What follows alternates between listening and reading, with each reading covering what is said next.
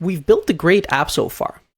And we kind of went through the motion of using a CSS-like syntax to kind of put together the UI and go through the motions of, hey, this is the UI we're going to build. This is roughly how we're going to use these properties to put them in the right place. And maybe in your past you've done CSS. Maybe you're completely new to all of this together. But if you've done this in the past, you may have felt like, hey, React Native, this kind of feels like CSS, kind of familiar.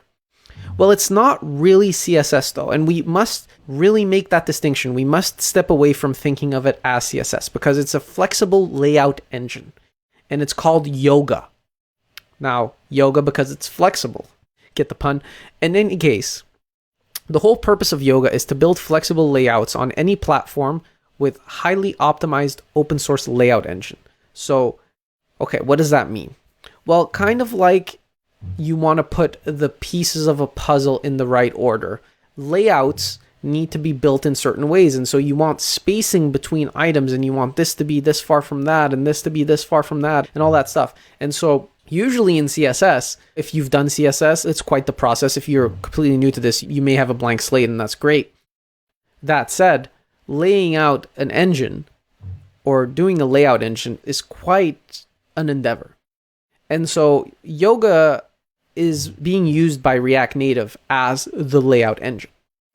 Now, you may or may not have heard of Flexbox. Flexbox is a specification in which we're trying to achieve this layout structure with minimal effort. We're trying to minimize what you need to know, the language you need to know, in order to achieve being able to lay out things in a logical way. And Flexbox has certain properties. Now, this is Flexbox-like. If you've done CSS, it's kind of like CSS Flexbox, but it differs a bit and it won't act exactly the same. So don't be afraid if things don't actually pan out the same way that they do in CSS. Now, you have absolute and relative layouts. You have alignment of content, wrapping, direction, aspect ratio, justify content, flexibility, all of these obscure things that you're basically using to put things in the right place on the screen. That's all they do.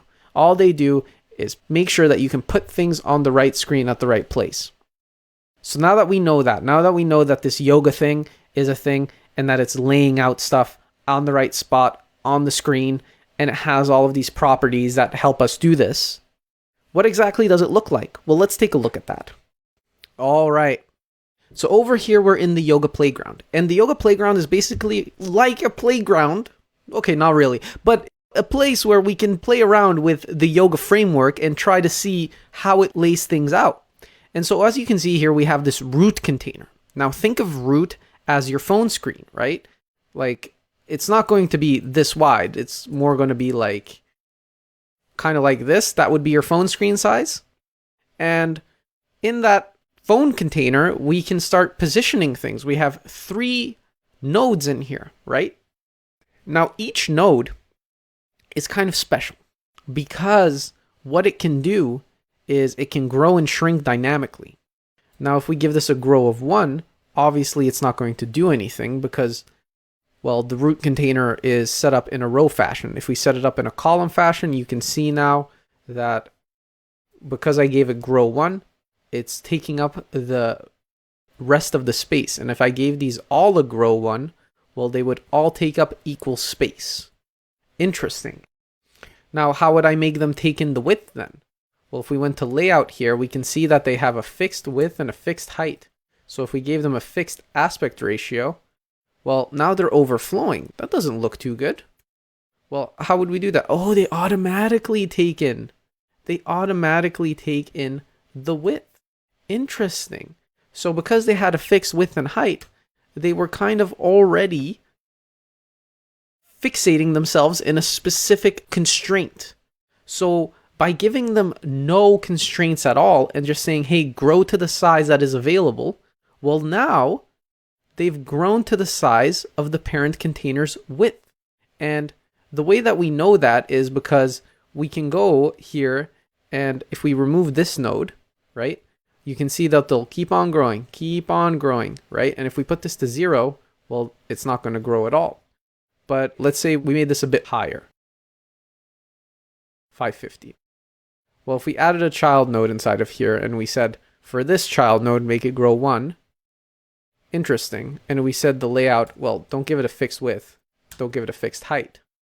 Well, now 2 is taking up all the space and 1 is over here being sad because we took away all of its properties. And so you can kind of see how, as we play along with this, we can kind of get a sense of what exactly can we do with this yoga stuff.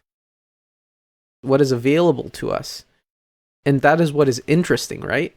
Is that we could do something like this, where 2 is wider than 1. And what's extremely cool about this is, if you take all of this, you have this get code over here. Yoga is used by Litho, Component Kit, and React Native. And so we could go and look at, hey, what React Native code would generate this layout? And we can get a good idea of how we have to lay out our views in specific ways to take up certain portions of the screen or put things in a specific spot, right? In a dynamic fashion. So that's extremely interesting because we can go and build an entire test UI in here. If we gave this all background colors, we could go put this in a snack, for instance. We could copy this to our clipboard. We could go to a snack, right? Snack.expo. And we could kind of put this in a snack. And if we did that, what we would see here is that, well, whoop, looks like I copied a bit too much, maybe? We'll see here what exactly is going on. Oh, it copied an actual entire component inside of here, so that's not so good. Let's go ahead and remove that, and let's just put it here. And then we can copy specifically what is in the return and remove the rest. And then we can take the return here and we can make it so if we said background color blue, right? And we said background color green, right? Background color green. Okay, so that's taking up the whole width. Interesting. So this was view 1 that kind of sat at the top and didn't have anything, right? So if we said red, now it's taking up 50-50. Flex grow 0, taking up 0. And so we can kind of go ahead and play around with this. If we said this was orange, right? And then we said this one was... I'm really laying it out in a weird way here. Let's just prettier this real quick. If we take this one and we say purple, and then we take this one and we say yellow, well, we can see that we took our layout, right? Our layout that was in yoga, right here, we put it inside of a snack.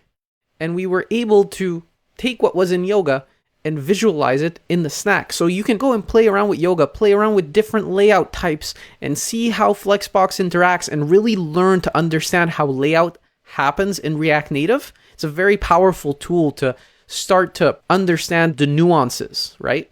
And so I wanted to give you this tool so that you can go ahead, play around, take this, take a snack, and a real snack, and maybe a drink, and go play around with some yoga. Sound good? I'll see you in the next video. Now comes a pivotal question. I hear you thinking, Mo, if this yoga web thing can make me lay out everything and teach me how to put things in the proper position, why don't I just use that to build the whole UI? Theoretically, you could. It's not as pleasant an experience to play around in the playground and build complex UI, but understanding how these properties, right, direction, alignment, and justifying content and all this stuff, understanding how it will work will help you understand how to lay out things, right?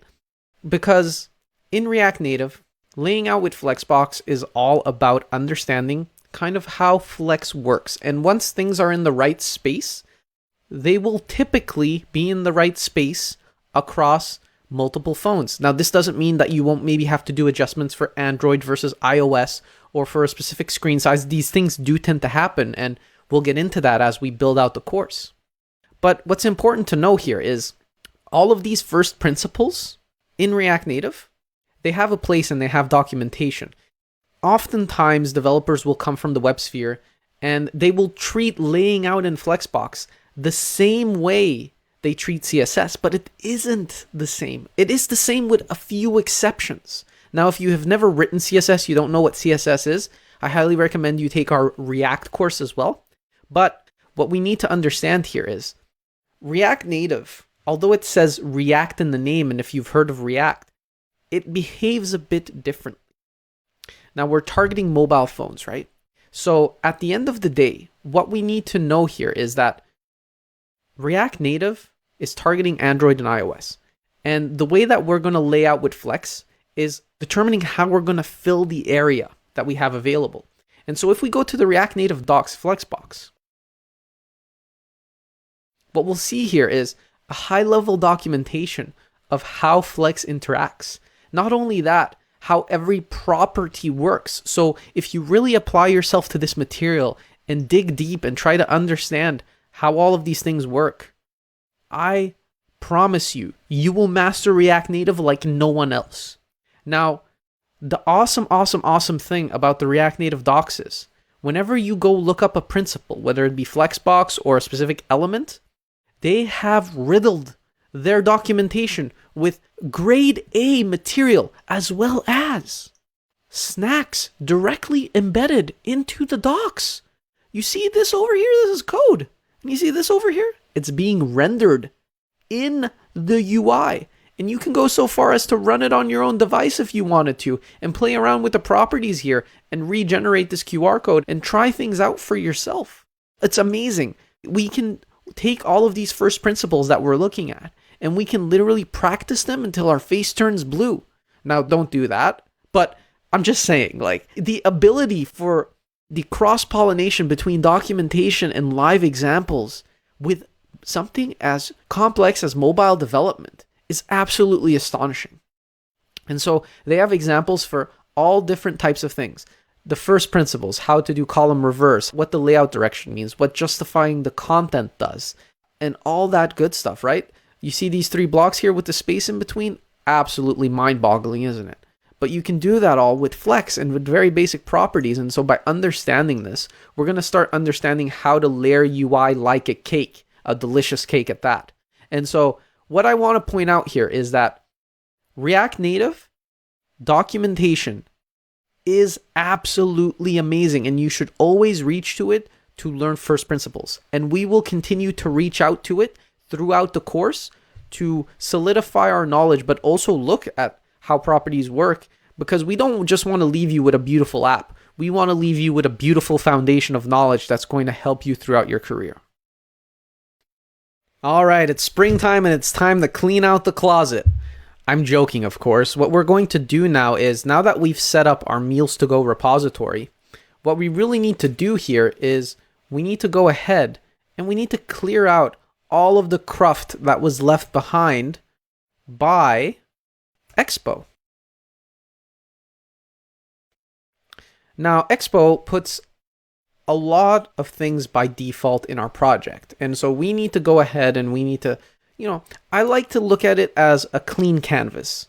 You don't want to paint on a canvas that's already been painted on, so you kind of want to start off with nothing but a view. Okay, now that we have cleared out our app.js file, what else do we need to do? First of all, let's go into our app.json. And this is where we will control sort of what we would call the metadata of an application. I hear you saying metadata?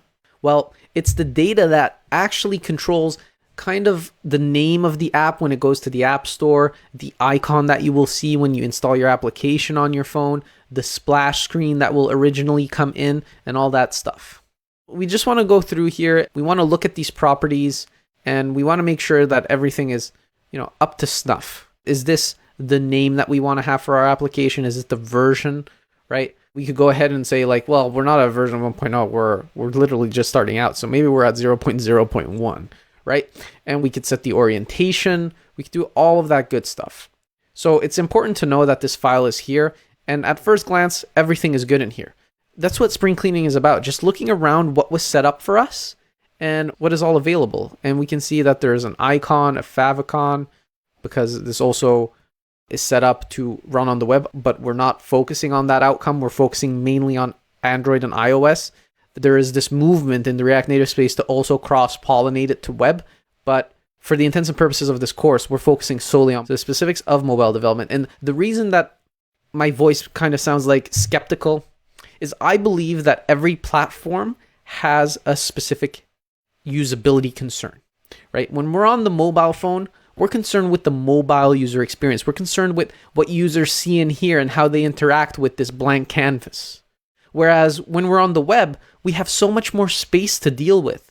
We have so much more things that we can do. And so going and trying to tailor something that's meant to fit on this small a screen and trying to fit it on this big a screen, right, my desktop screen, just doesn't feel right. Now, it's not to say that you can't go and do that. It's to say that everything has a proper purpose. And so for some use cases, you may go ahead and maybe try to build a React Native app and target all three platforms. I prefer to, when I use React Native, target mobile only. Okay, so we've held our spring cleaning here. We know kind of what's around here, and we want to create a new folder. Not in here, obviously. So let's create a new folder at the top level. And what we want to do is we want to select app.js, and then we'll create a folder, and we're going to call it source, just like we did with focus time. And so inside of source is where the bulk of our code is going to live. And now that we've created that, we're going to set up a couple more folders. So let's set up components. If we click over here, we're going to create a folder in components, but we want to click over here on source, and we're going to create one more folder. We're going to call it utils. Okay, so now that we have these two folders, we basically want to make sure that something is rendering on our screen, if anything. So we're going to say text, our React Native blank canvas. And this is where the magic is going to start. This is where we start our adventure. Oh, wait, it's all the way up here. What's going on? Well, just like we said, if you don't give your container a style, it's going to not center the items, right? And so if we do align items center and we say flex 1, where does it end up? Where's our text? Where did it disappear to? What is going on here? So if we say here, justify content center, oh, there's our content. Where did it disappear to? Before we had this, it was just gone. What happened? It's just not here? Well, it's off the screen, obviously. So right now, we have our React Native blank canvas. And so with this blank canvas, what we want to do is we want to start building our app. The moment is upon us. We're about to code, and I'm going to give you your very, very first exercise. Now, this exercise may seem simple from the get-go, but what we're trying to do here is set up the layout for our restaurant list component. So we're building our very first feature. And the very first feature is we're going to build a restaurant list. And it's going to have the ability to search for a specific location and then load the restaurants in that location.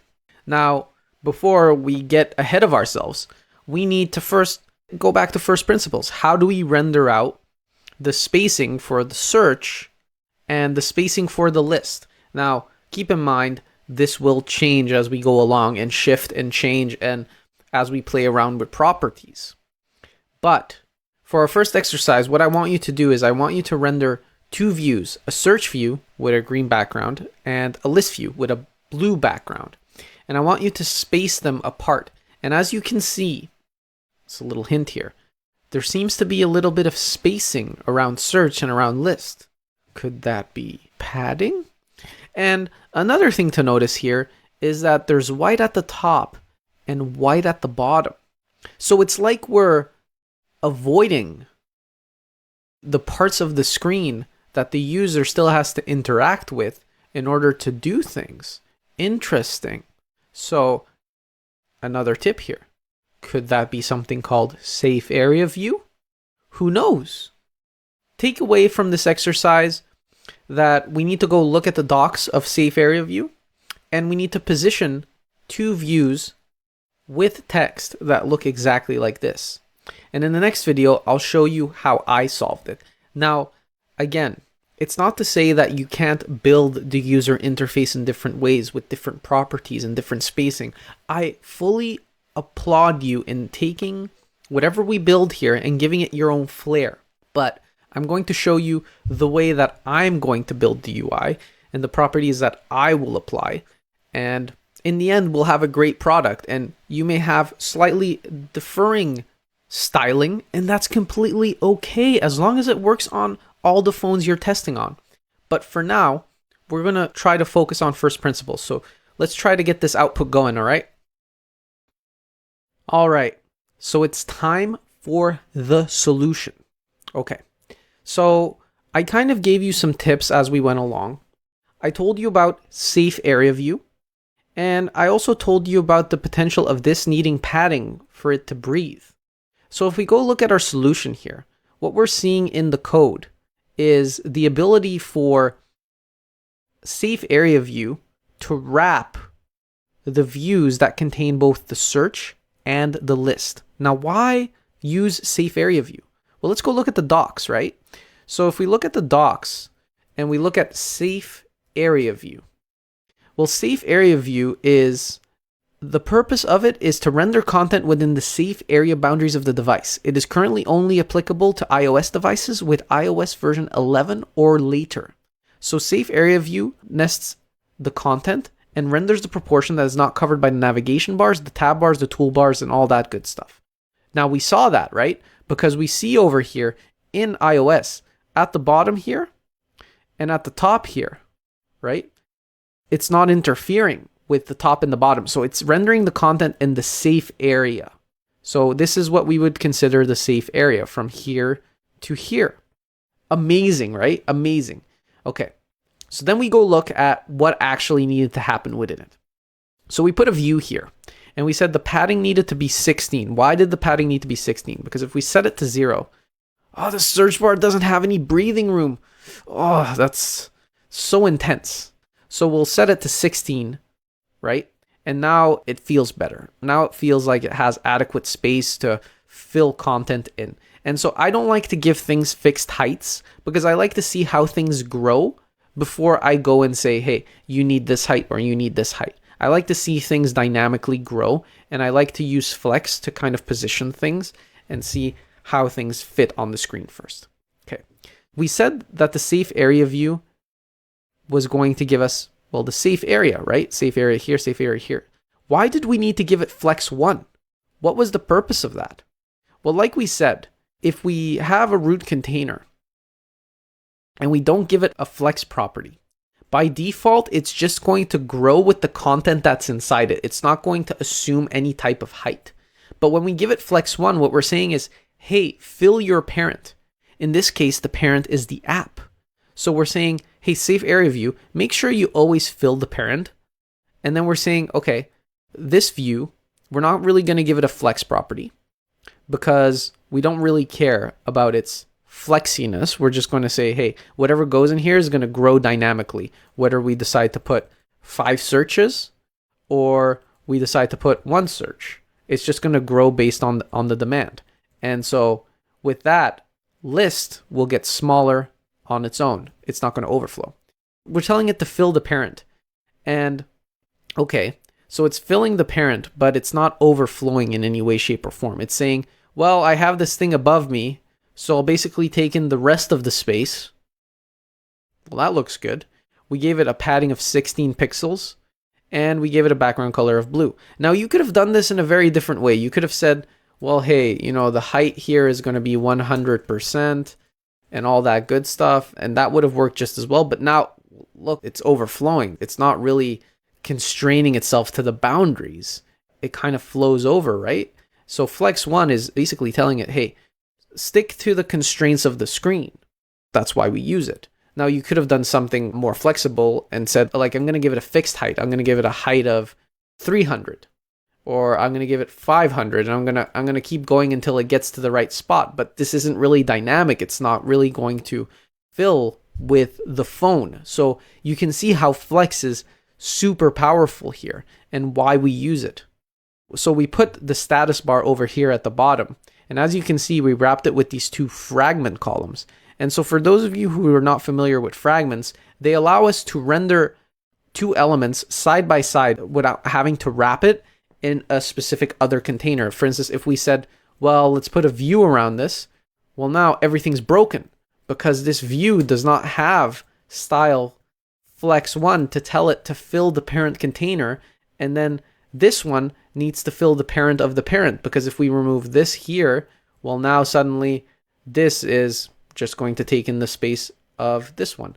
So it's important to determine, hey, what is our root container and what is it trying to fill? Is it trying to fill the space of the parent of itself? And so I like to give background colors to the things that are trying to fill certain areas, right? Like you could have gone and said, well, let's give this a height of 100%, but now you don't really see it. But once you give it a background color of orange, you're going to see it do some odd things, right? It's going to overflow in the safe area boundaries. It's overflowing in the safe area boundaries. So we don't want to do that either. So Flex1 respects the proportionality of the application. Important to note here. Now let's look at what that looks like on Android. Oh no. Oh no. Look at this here. It's not respecting the safe area. Why is that? Well, like we said, the safe area view only supports iOS. So how do we go about solving this? Well, that's a good question. Let's look at that in the next video.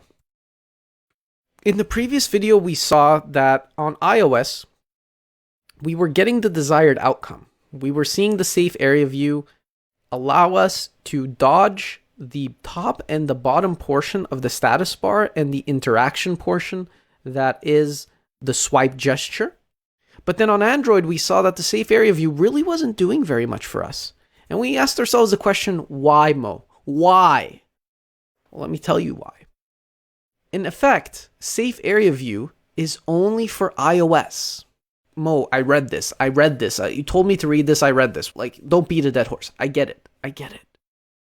But what I'm trying to get at here is we need a different solution for Android.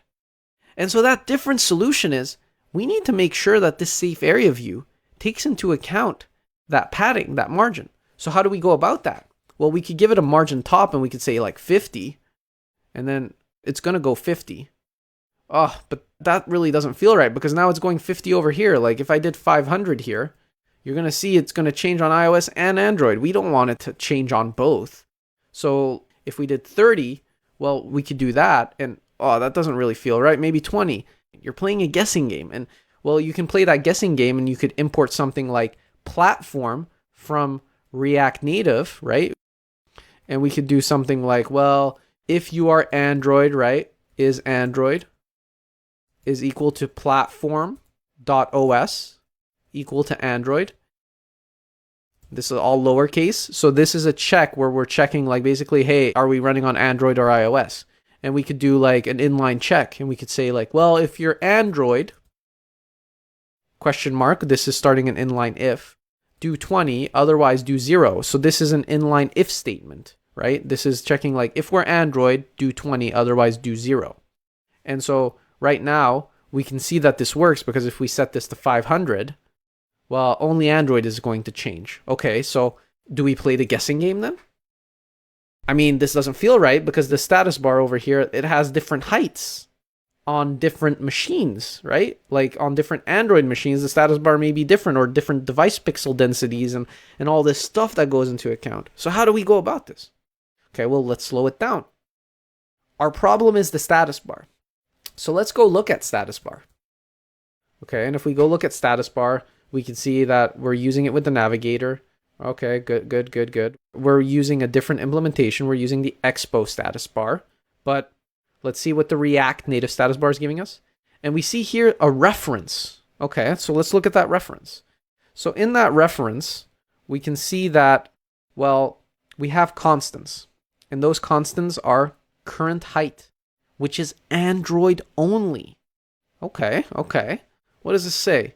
The height of the status bar. The height of the status bar. Current height, and it's Android only. Interesting. Okay. So what does that do for us? Well, we have status bar that we're importing here from Expo status bar. And we need to import status bar from React Native, the React Native package over here, right? So how are we going to do that? Well, we can rename the Expo status bar by doing something that is the rename action in an import. If you type as, and then you say Expo status bar, then we can rename the reference down here, and we can say Expo status bar. Okay, so now we need this property current height from React Native. So what we're going to do is we're going to import status bar from React Native, right? Status bar. And we're going to do something crazy. First of all, we're going to remove this margin top here real quick. And I want you to see something. We're going to console log status bar dot current height. And I want you to see what the output is going to be in here. So let's open our terminal. And you can see on iOS, it returned null because it's Android only. But on Android, it returned 24. Interesting. So what that means is that if we take this property, right, and we put it over here inside of the margin top that we had, we're going to be applying the status bar height only to Android. Well, that looks good, doesn't it? Look at that. It's spacing itself correctly inside of Android, and nothing happened to our safe area view on iOS. So we have perfect distance from the status bar on Android and on iOS. So we have our safe area, so to speak, set up correctly for us to start building our feature. Well, isn't that amazing? We're basically set up to know exactly where our content is going to render. And the way that we know this is we can pull up by pressing Command M the element inspector, and we can see in the element inspector that everything is in a right spot. And you can do this on iOS as well by pressing Command Control Z or going to the device and pressing shake.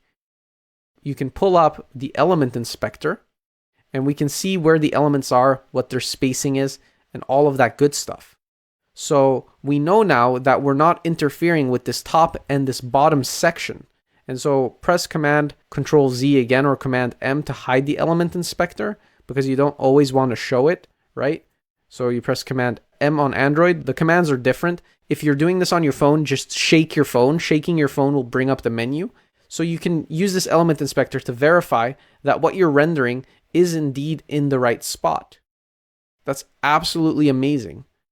Okay, so now that we know all of this, and now that Android and iOS are set up in the right spacing proportions, we can start building out our features. Hey y'all.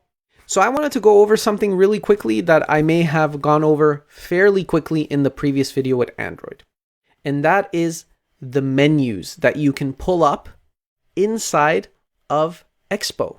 So when we're inside of these apps, if we go and we say shake the device, we're going to be pulling up this menu. Or we can press Command M, and on Windows the equivalent will be Control M, I believe. And so that will pull up the menu. And that menu is available for us to do multiple things. We can reload the app if we want to. We can copy the link for our app. We can go home. We can disable the fast refresh, which is the refresh that happens when you save a file. We can go into a debugging mode, which we won't be using right now. We can show a performance monitor that's basically going to allow us to see certain things.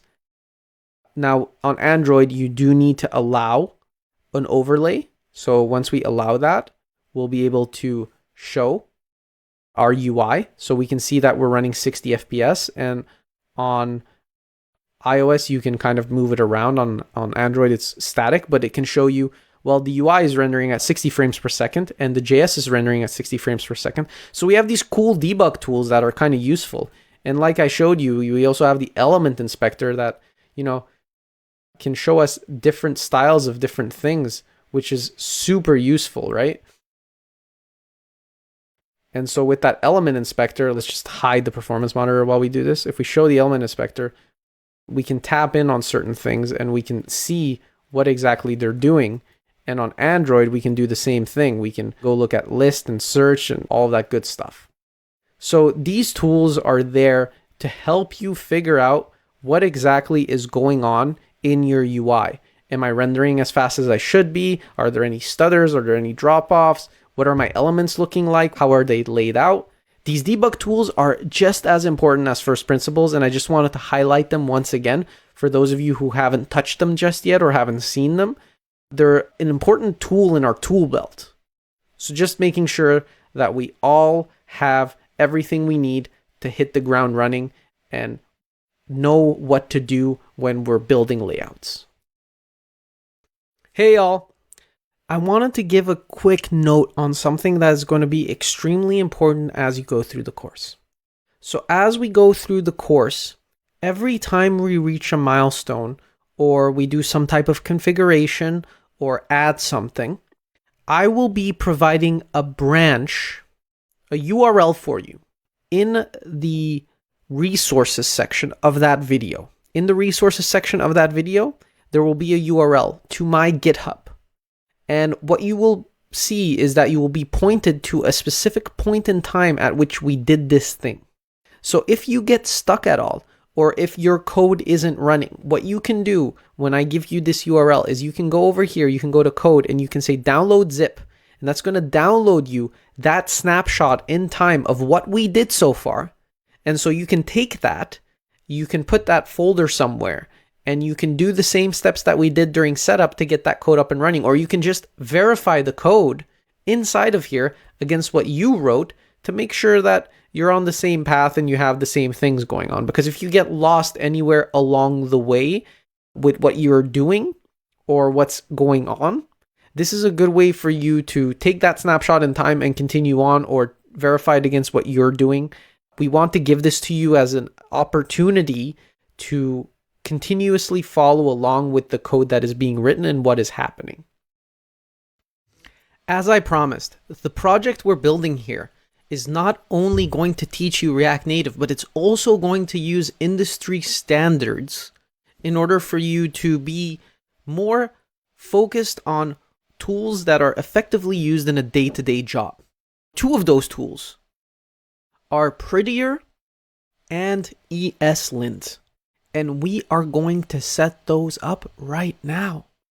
Now, you may be wondering, what's ESLint?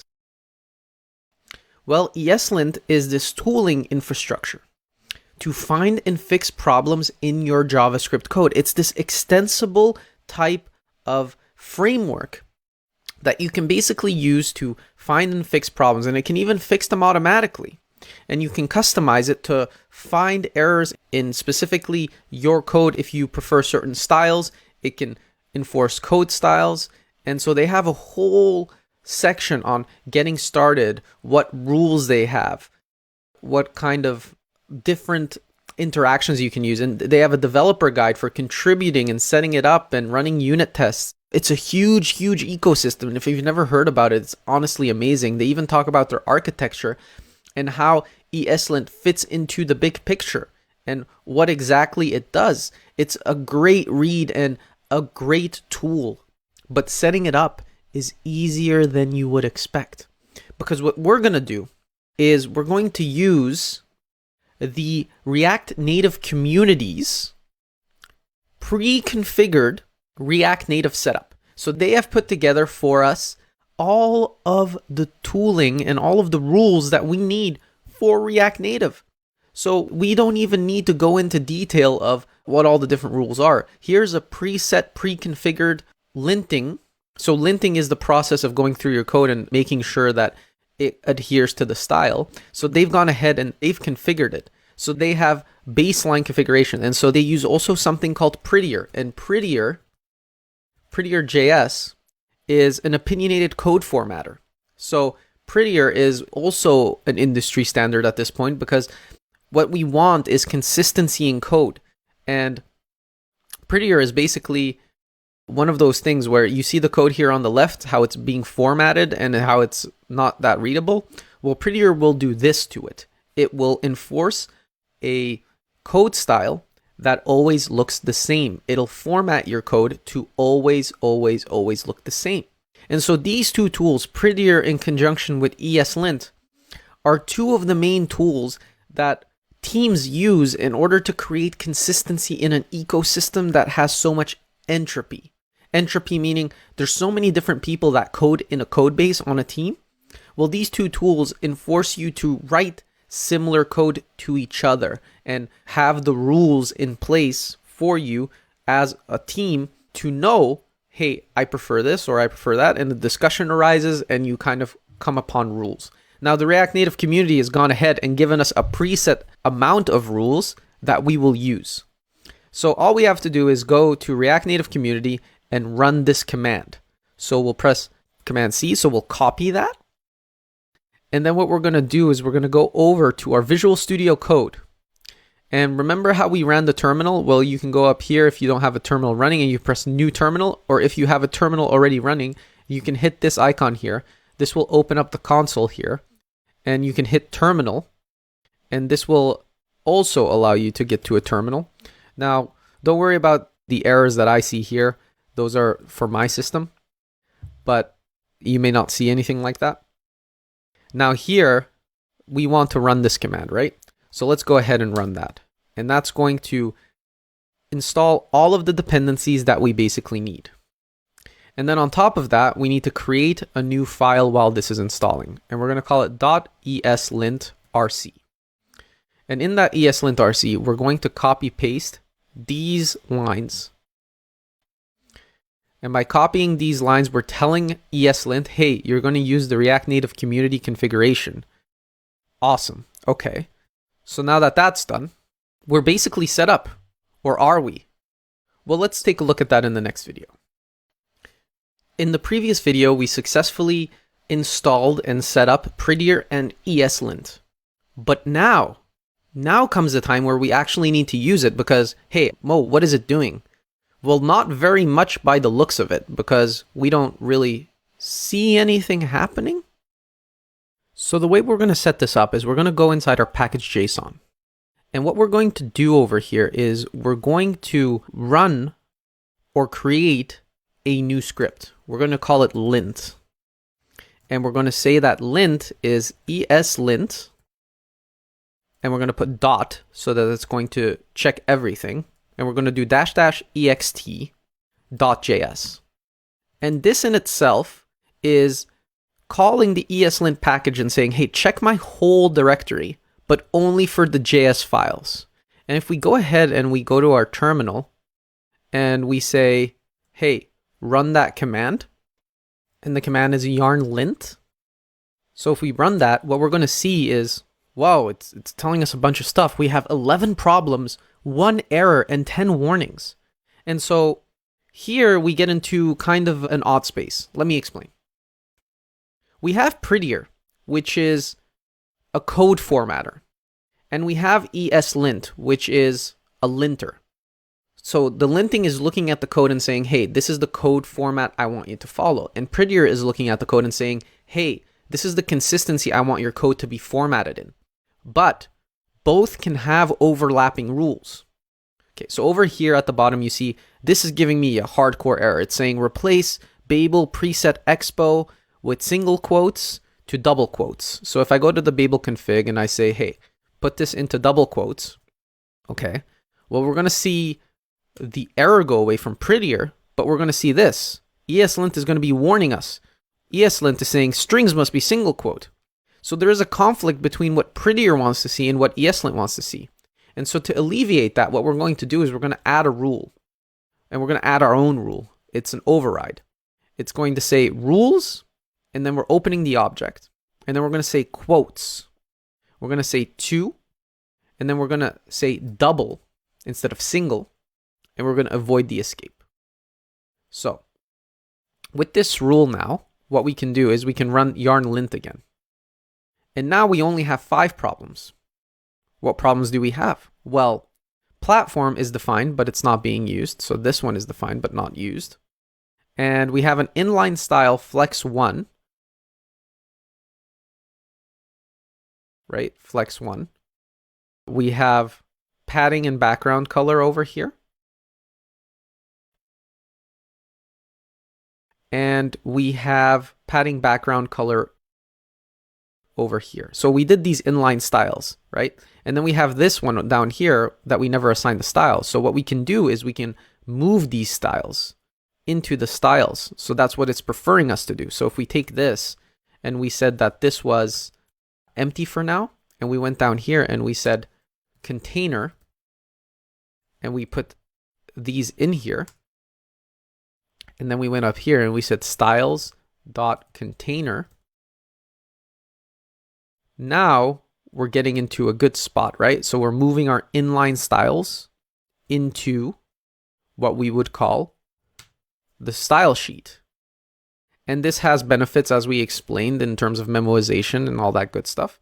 So we're going to call this search, and we're going to put the styles in there. And then we're going to have list, and we're going to put the styles in there. So let's take that, and let's say styles.search, and then we're going to create list, and we're going to put that in there. So let's do that. And now we're good. So we'll put styles.list. Great. Okay, so now if we run lint, what happens? So if we run yarn lint, what's going to happen? Well, we have a bunch of other errors.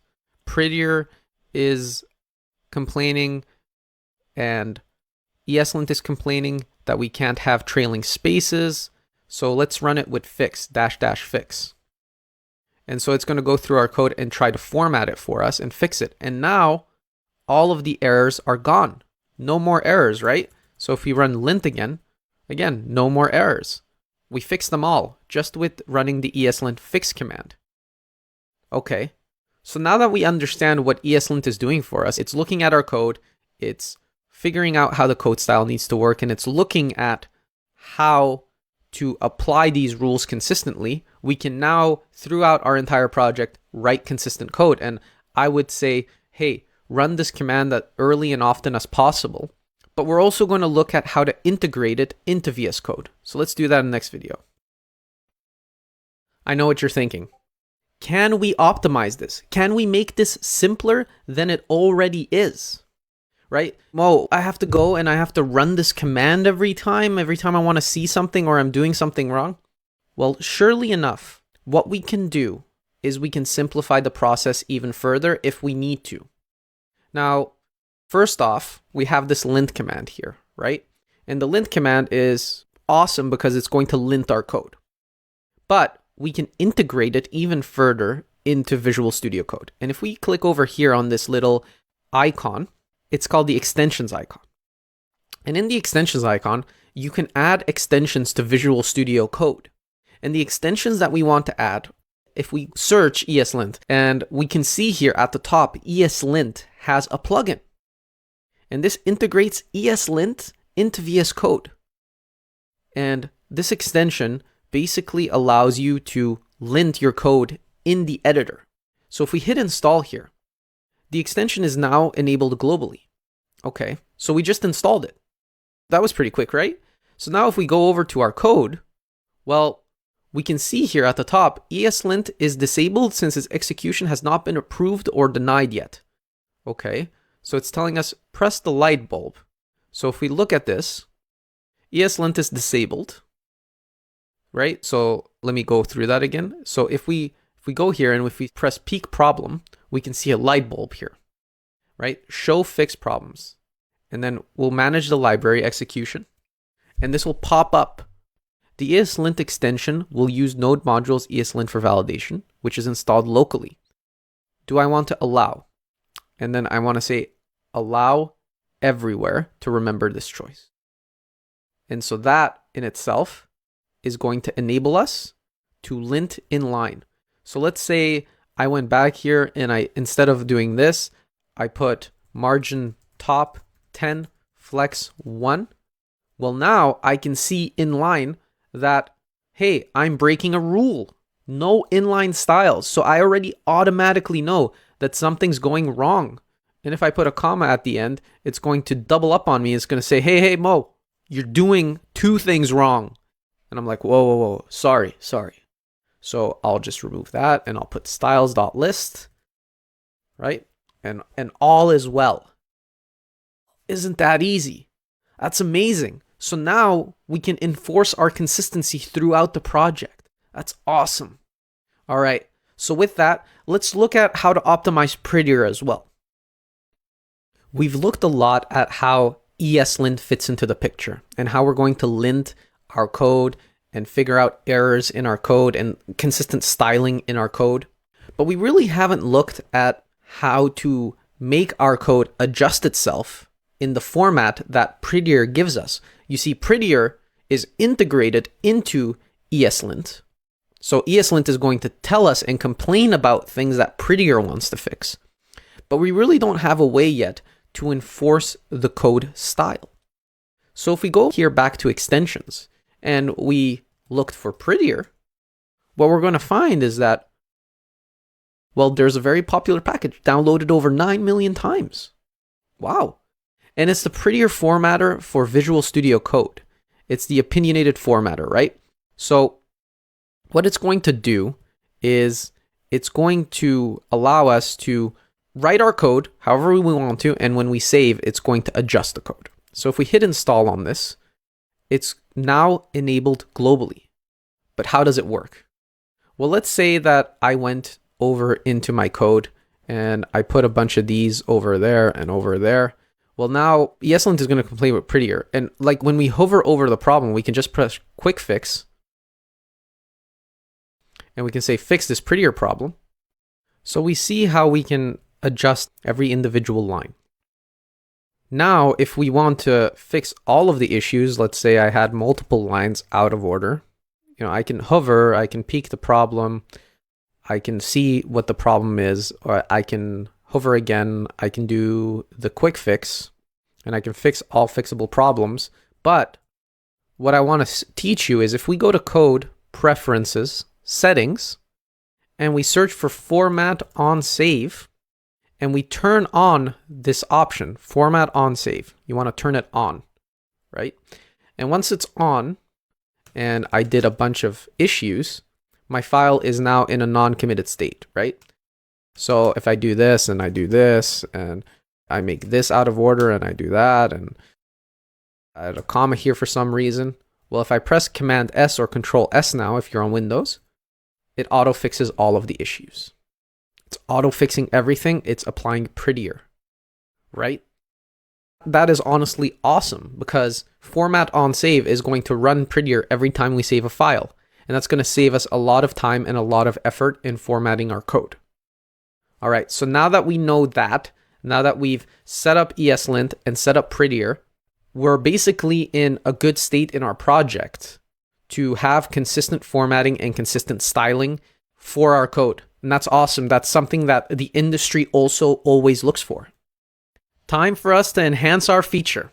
Now, as you can see, we built a search bar. Well, okay, we built the search view, right? We built the view in which the search bar is going to live. Now, with that comes, well, we can't really fill anything into this or to this. It's kind of just a static view, right? And what we need is, you guessed it, another package. Now, I promise, all of these packages have a purpose, and the purpose is to make development easier for us. And as we go through the setup, things will become more and more easy as we gain more and more of these packages. Now, that being said, one of the packages that we need to add is called React Native Paper. And it's cross-platform material designed for React Native. Now, as you know, React Native comes with a bunch of items, like a view, a text field, a button field, but they're not really styled for us. And so we can go through the motion of styling them, or we can use a predefined package that has all of these components already built out for us so that we can leverage them. Which sounds easier? Now, this is most often used in the industry because we don't want to reinvent the wheel. Oftentimes, theming is done, so customizing the colors and the palette and the sizing and the spacing. but rebuilding all of these very, very granular components is something that isn't really done. So if we go and we say try a demo out on Expo Snack, we can see here that we can go ahead and load an example of all of these components and how they work in React Native Paper. And I would suggest you go and try this out so that you can get a feel for all of the different components that React Native Paper will give you. Now that said, we need to get started. And so to get started, what we want to do is yarn add React Native Paper. So you guessed it. We're going to go into Visual Studio Code. We're going to open our terminal. And we're going to run that good old command again, yarn add React Native Paper. And so by doing that, we're going to be adding React Native Paper to our package JSON, in which we'll now have the ability to use React Native Paper. So that's awesome, right? So we already added Prettier and ESLint and all of that good stuff.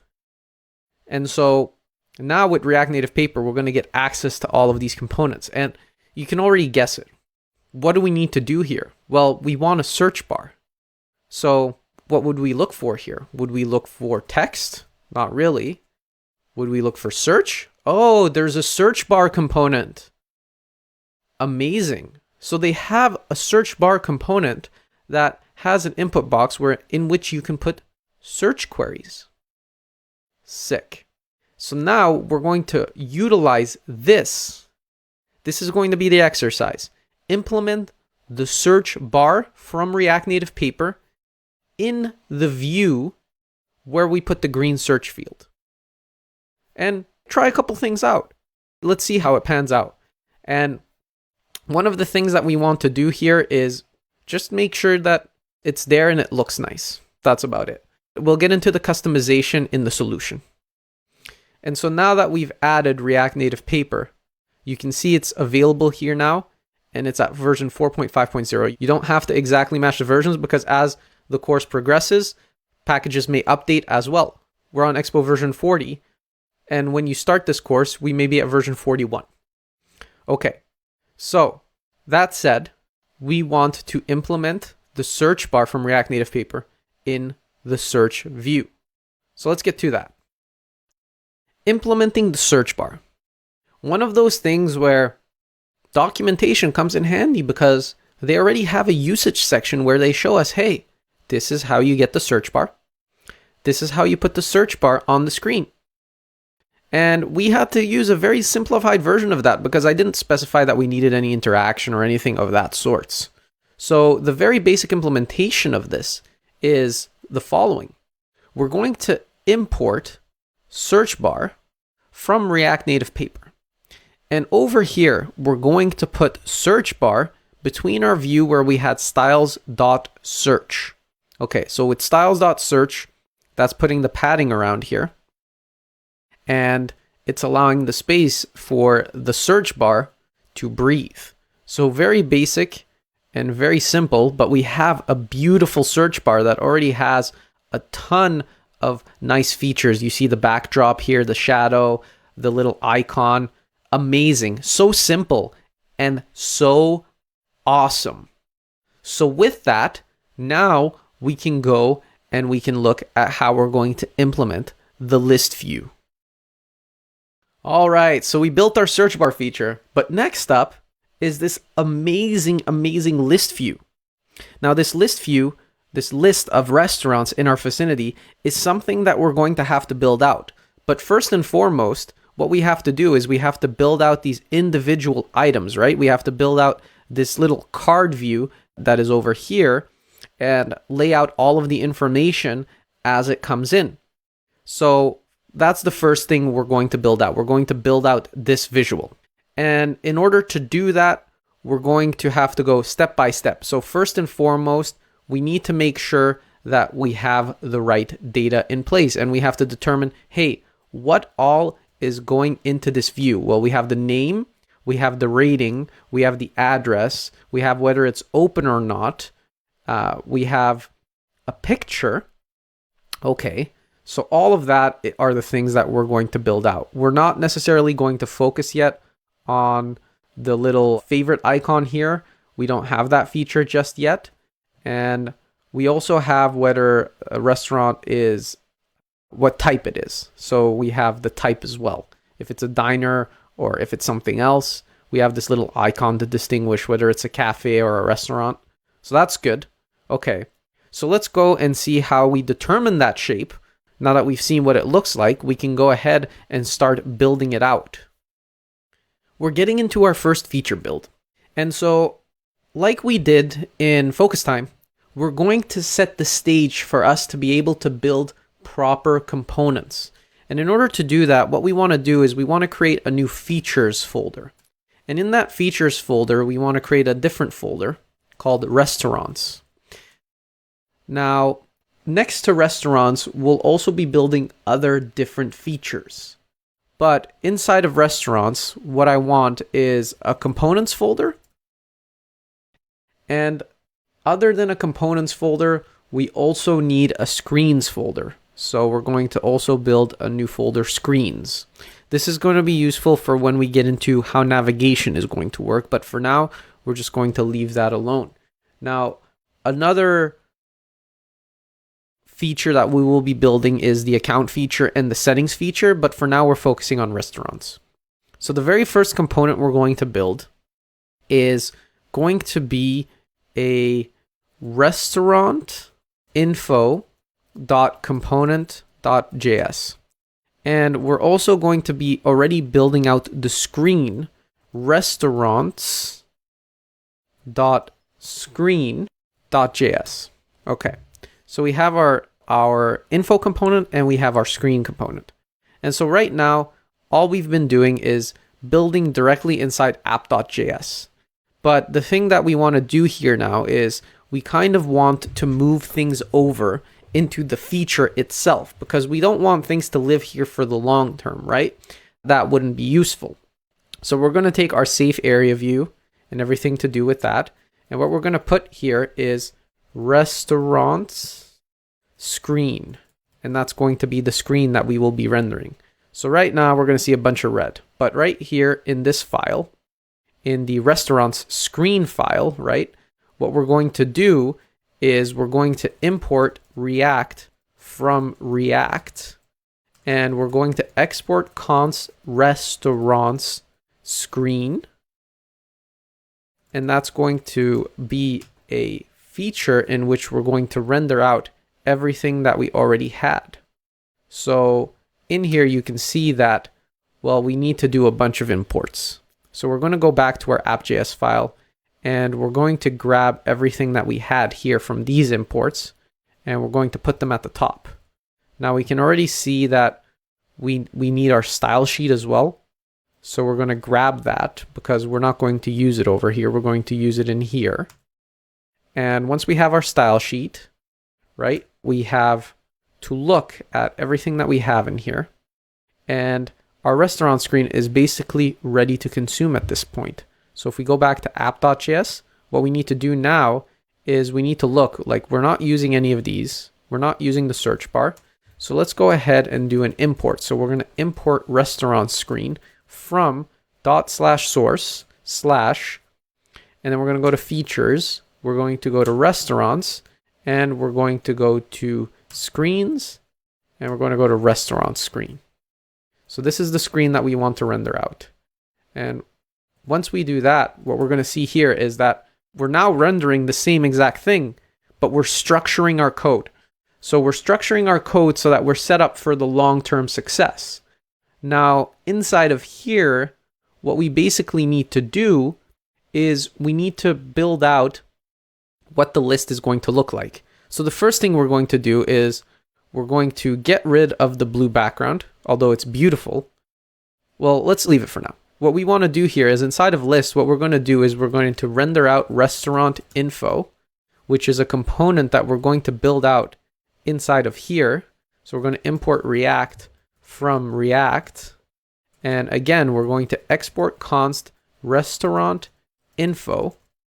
And that's going to render out, for now, a text that says restaurant info /text. And we're going to make sure that we import what we need to import. So we need to import text from React Native. And so that in itself, we now need to import inside our restaurant screen because we don't have the import here, right? We don't have this file. So what we do here is we say import restaurant info from /components/restaurant info component, right? And so now what we're going to see here is restaurant info. So we've set the stage to start building out restaurant info component and building out the card view that's going to show the information of the restaurant info. So in the next video, we'll start building that out. First things first, we have our restaurant info component over here, but it's not really rendering anything out that's quite useful to us. So what we want to do is we want to set a blank canvas for ourselves. And we need to determine what restaurant info is going to take. So initially it's going to take in a restaurant. And so that restaurant is going to be the object that we work with. And what we need to do here is in the return statement, we're going to return, for now we're going to return text with, the info. And we're going to say text. Let's just leave that there for now. And we're going to say const, and we're going to say is equal to restaurant. This is a destructuring. So what's happening here is we're going to start taking properties off of restaurant. So a restaurant is an object, right? An object that contains properties that we want to take. So one of the properties we want to take is name. Another property we want to take is the icon. Another property would be photos. Those would be potentials that we would want. We would take in, let's say, address. We would take in the opening hours. And we would take in rating. And we would check if we would have a flag to say is closed temporarily. All this information is going to map to information that we're going to be able to get back from our Google API once we integrate that later in the course. But we're basically trying to determine the shape of the object that we're trying to get. And we're getting a bunch of errors here because this isn't formatted properly. So what we're going to do here is, since we don't have any integration to anything, we're not integrated to any API or anything at all. The number one thing you want to do when creating a piece of UI or creating some type of component is you want to determine some defaults so that you can start building the visualization without really worrying about the data just yet. So we're going to say that the name is some restaurant, right? For the icon, we may need to get some temporary data. And for the photos, we're going to have to see what type of data we can get. So for instance, if we wanted to get, let's say, a specific type of restaurant picture, well, I'm going to go and get a temporary one. So what we would want here is a photo URL. So we're saying photos, which means it's going to be an array, and we're going to give it a temporary URL. So we're going to get a URL from any type of photo off the internet. You can get it anywhere, or you can take this URL from the Git that we will be linking in the resources. We can say that the address is 100 some random street. From the opening hours, we need to know if it's open now or not. Should we use opening hours, or should we say open now? Is open now. So let's already change that. The shape we're getting back from Google would be opening hours, but let's change that to a flag, is open now. And we're going to say true or false, right? And so then we'll get a rating. And so that rating is going to be anywhere between 3 and 5 stars. So how do we determine what exactly that's going to be? Well, we know that the rating is going to be somewhere between 3 and 5, or 0 and 5 rather. So we can set the rating to 4 for now. And so you may be asking yourself, Mo, why would we do it like this? Why would we put a destructure against a restaurant? The restaurant info should already come in this way.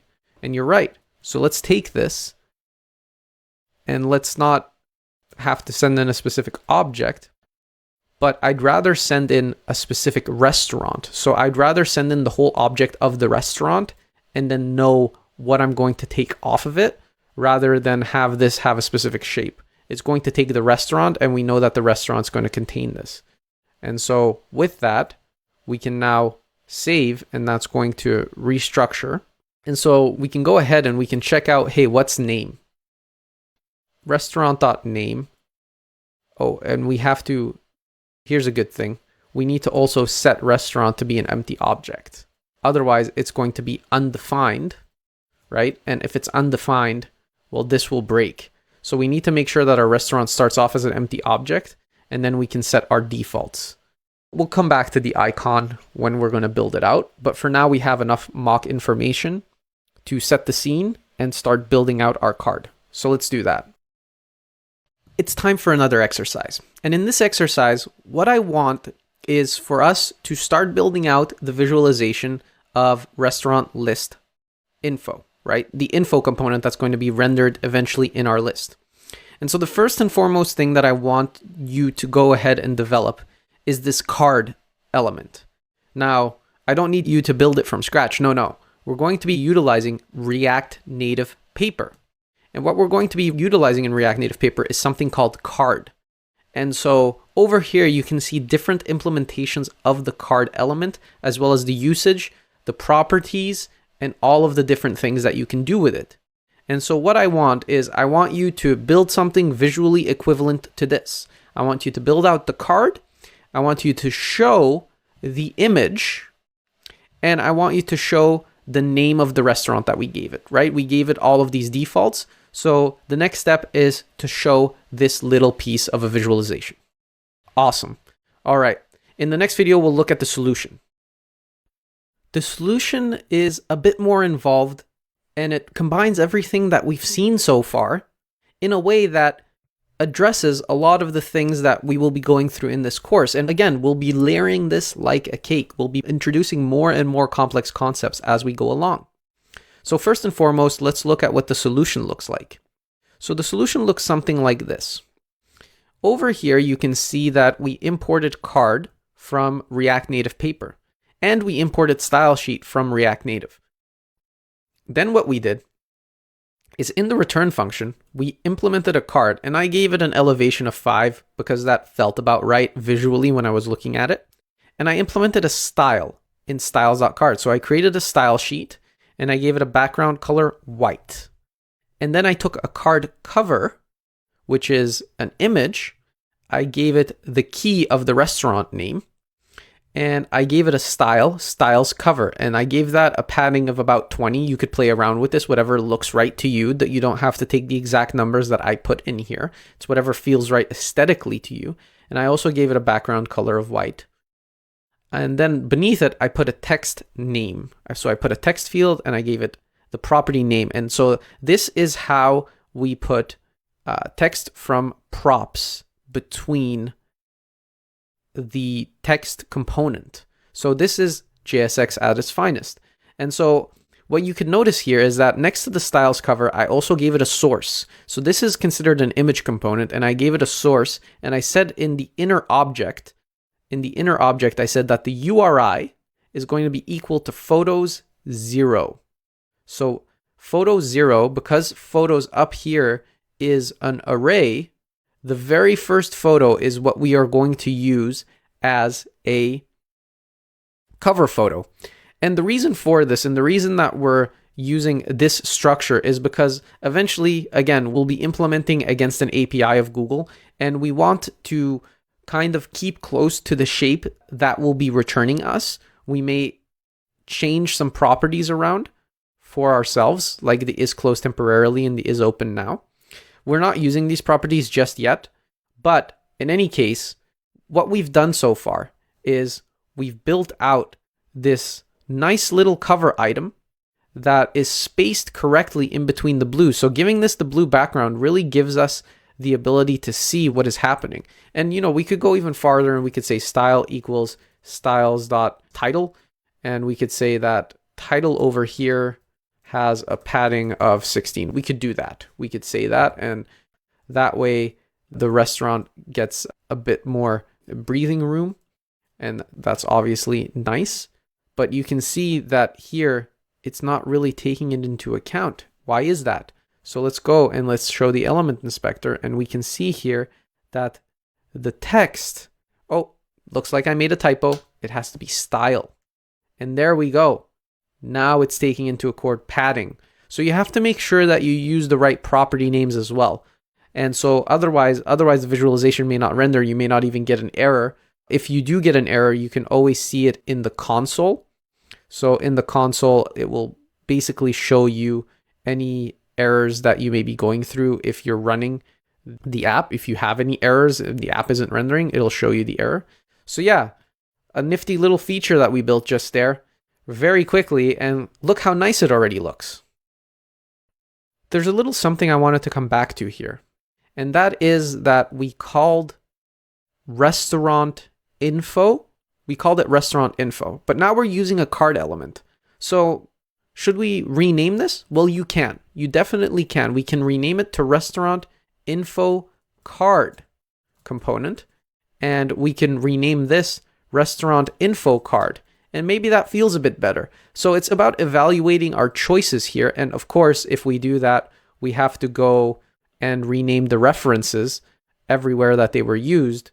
So for instance, here we used restaurant info, that becomes restaurant info card.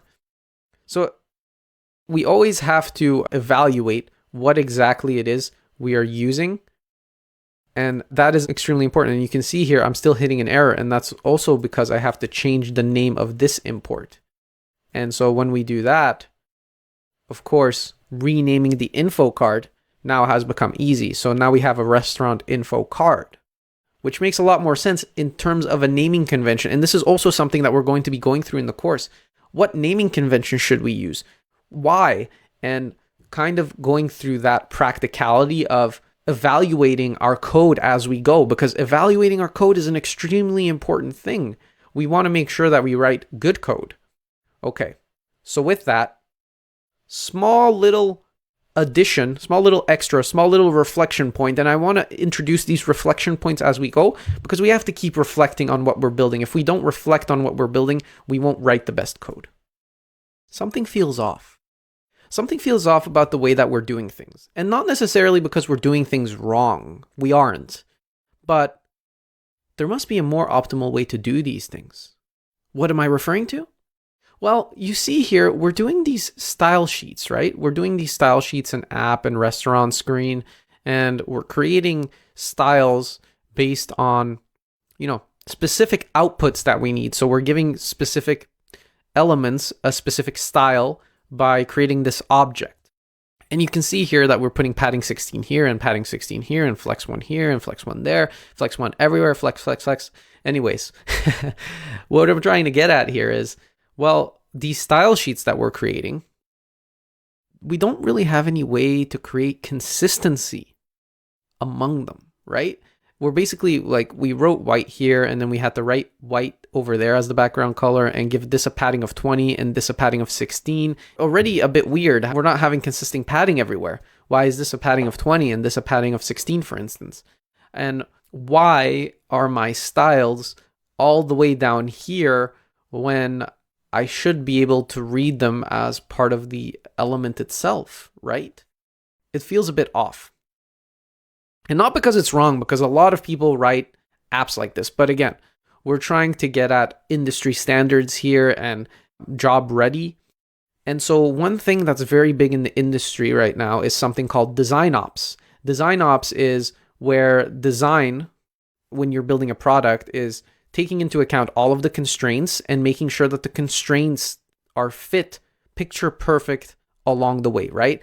Padding 16 everywhere, having a color palette, for instance, a color palette for the theme to have consistent colors and branding. And so with that comes something we would call a design system. Now, this is a bigger term and a bigger path than just what we can achieve in this app, because this is interdepartmental. This is design working with development and all of these things that come into play. But one aspect that enables design ops and design systems is theming. Theming is one of those things that we look at in the small scale and we say, well, we need a theme because a theme is just going to apply consistency along the way. And that's true. Now you can fit that into the bigger picture of all of these other things that I discussed, and that would be great. But what we're trying to get at here is consistency. We want consistency. And so how do we get consistency? Because the style sheet create stuff, well, that doesn't really feel right, does it? And so in order to do that, what we want to do is we want to go look at something called styled components. Styled components for React Native is basically the way that we achieve wonderful enhancements of React components. And this is a standard as well in React as React Native. Now, styled components can be used with React Native in the same way that it's used in React. And so basically, we'll be moving away from this style sheet create syntax and creating components that have their styling already on it. So there's this syntax here, right? Basically, we'll be using styled components to create components that have their styling embedded. And on top of that, not only that, it will be able to use a theme object in order to have consistency along all of the styles. So we'll set up a spacing object that will have all of the spacings, small, medium, large. We'll have fonts and font families, and we'll have all of the good stuff, and we'll have a color palette.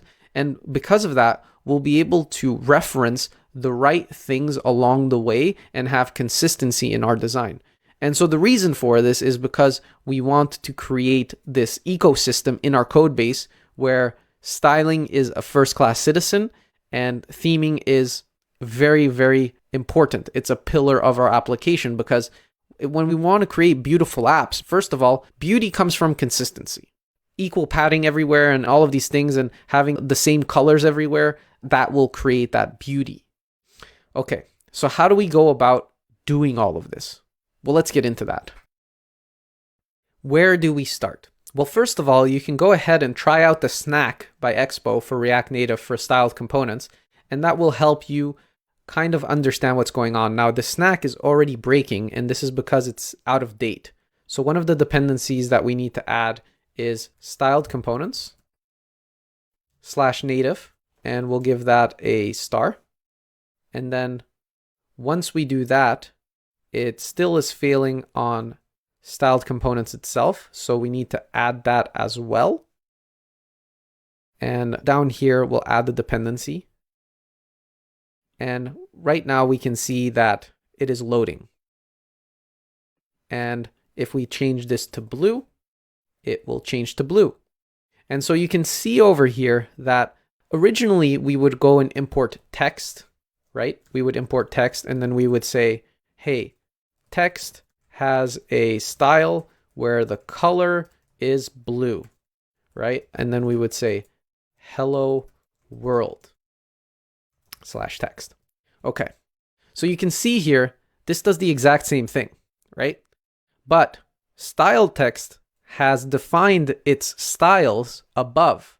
So we could do something like name this title, and then we could put title here, and we would know that title has these certain styles. So we're separating the styles from the component, and it does it in a very easy way so that we can kind of decouple the styling and also give the styles a certain name at the component level rather than at the style sheet level where we had to do style sheet create, then say, oh, this is the container or this is the title.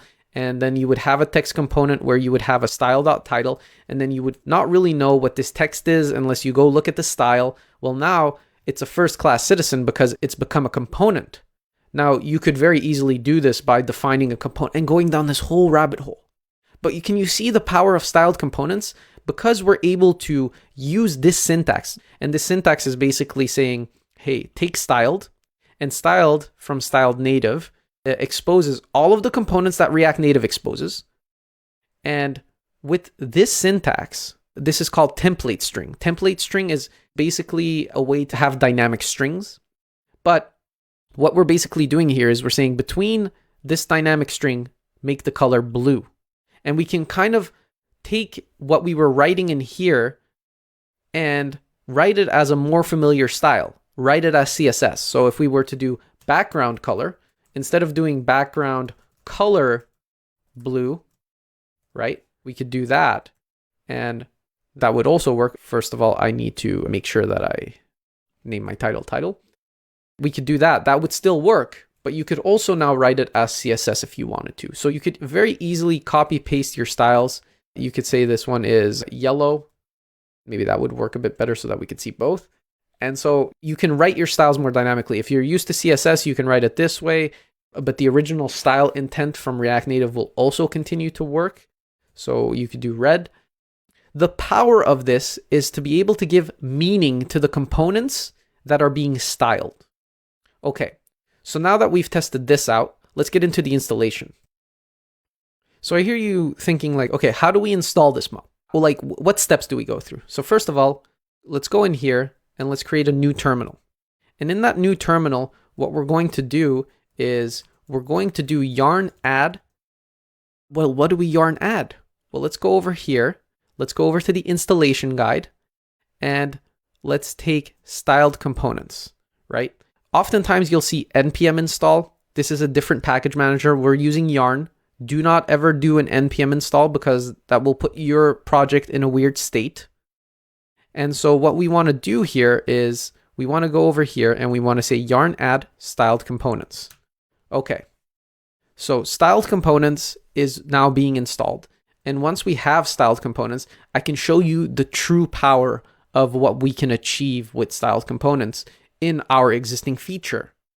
Because with styled components installed, we can very easily go and change what we've already written to be more meaningful. And that's what we want. We want our code to be meaningful. We want to understand at a glance what exactly is going on. So styled components has been installed. Let me close this real quick. And here at the top, we can now go up here and we can say import styled from styled components / native. Okay. And now I hear you thinking, okay, Mo, what are we going to do? Okay, well, first of all, let's change this title. So let's do a const up here. Const title equals styled dot text. And we can open the template strings, right? These are two special types of strings. You'll find this under the escape key next to the tilde. It's a special type. Don't try to use quotes because that won't work. It has to be template. So once we have these, what we can do is we can go down here and we can take what we had. So padding 16, right? Padding 16. And we can kind of write this as CSS. So when we put pixels behind it, it's basically going to use a translation to React Native's ecosystem. So we write everything as if we were to write CSS now, which is more familiar for web developers as well. And that's better for bigger teams. So if we did this const title, and instead of doing text here, we did title, and we saved this, what would happen to our app? Let's go look at that. So if we were to go look over here and we said title, okay, what if we did color red? What would happen? Well, now it changes to red. But now the semantic reasoning is that we have a way to write CSS in React Native or CSS-like styles, and they'll be translated for us. And this is extremely important, but we'll get into the bigger, broader benefits because we're layering it like a cake. The first step is we have styled components, and now we can give our components styles very easily, but also our components now have semantic reasoning. You can see the benefit of reading, oh, this is a title instead of, oh, this is a text with the style or styles.title. And so we can get rid of this. And behind the scenes, it's already doing all the good stuff that StyleSheet Create is doing for us. So we have all of these benefits and a way simpler syntax and semantic reasoning about our components. So we know that this is a title now. Amazing. All that benefit from just one library installation and a very, very core library to the industry. A quick note on what you'll be seeing throughout the course. Throughout the course, we'll be linking both the branch where the changes are happening. So you'll be able to take the code that is written in that shape, right? The specific checkpoint in time, as we explained before, where we've added this specific step, but also we'll be linking the changes that have happened between every checkpoint. So if you're following along and you're seeing the code as the videos moves along, we've created this nice visualization, these checkpoints, so to speak, where you can see, hey, this is the code that was written in that specific video, and this is the code that was there before that specific video. Now, you don't have to be making these checkpoints yourselves. Don't worry about that. But these checkpoints show you where the previous video left off and where the next video landed in terms of changes.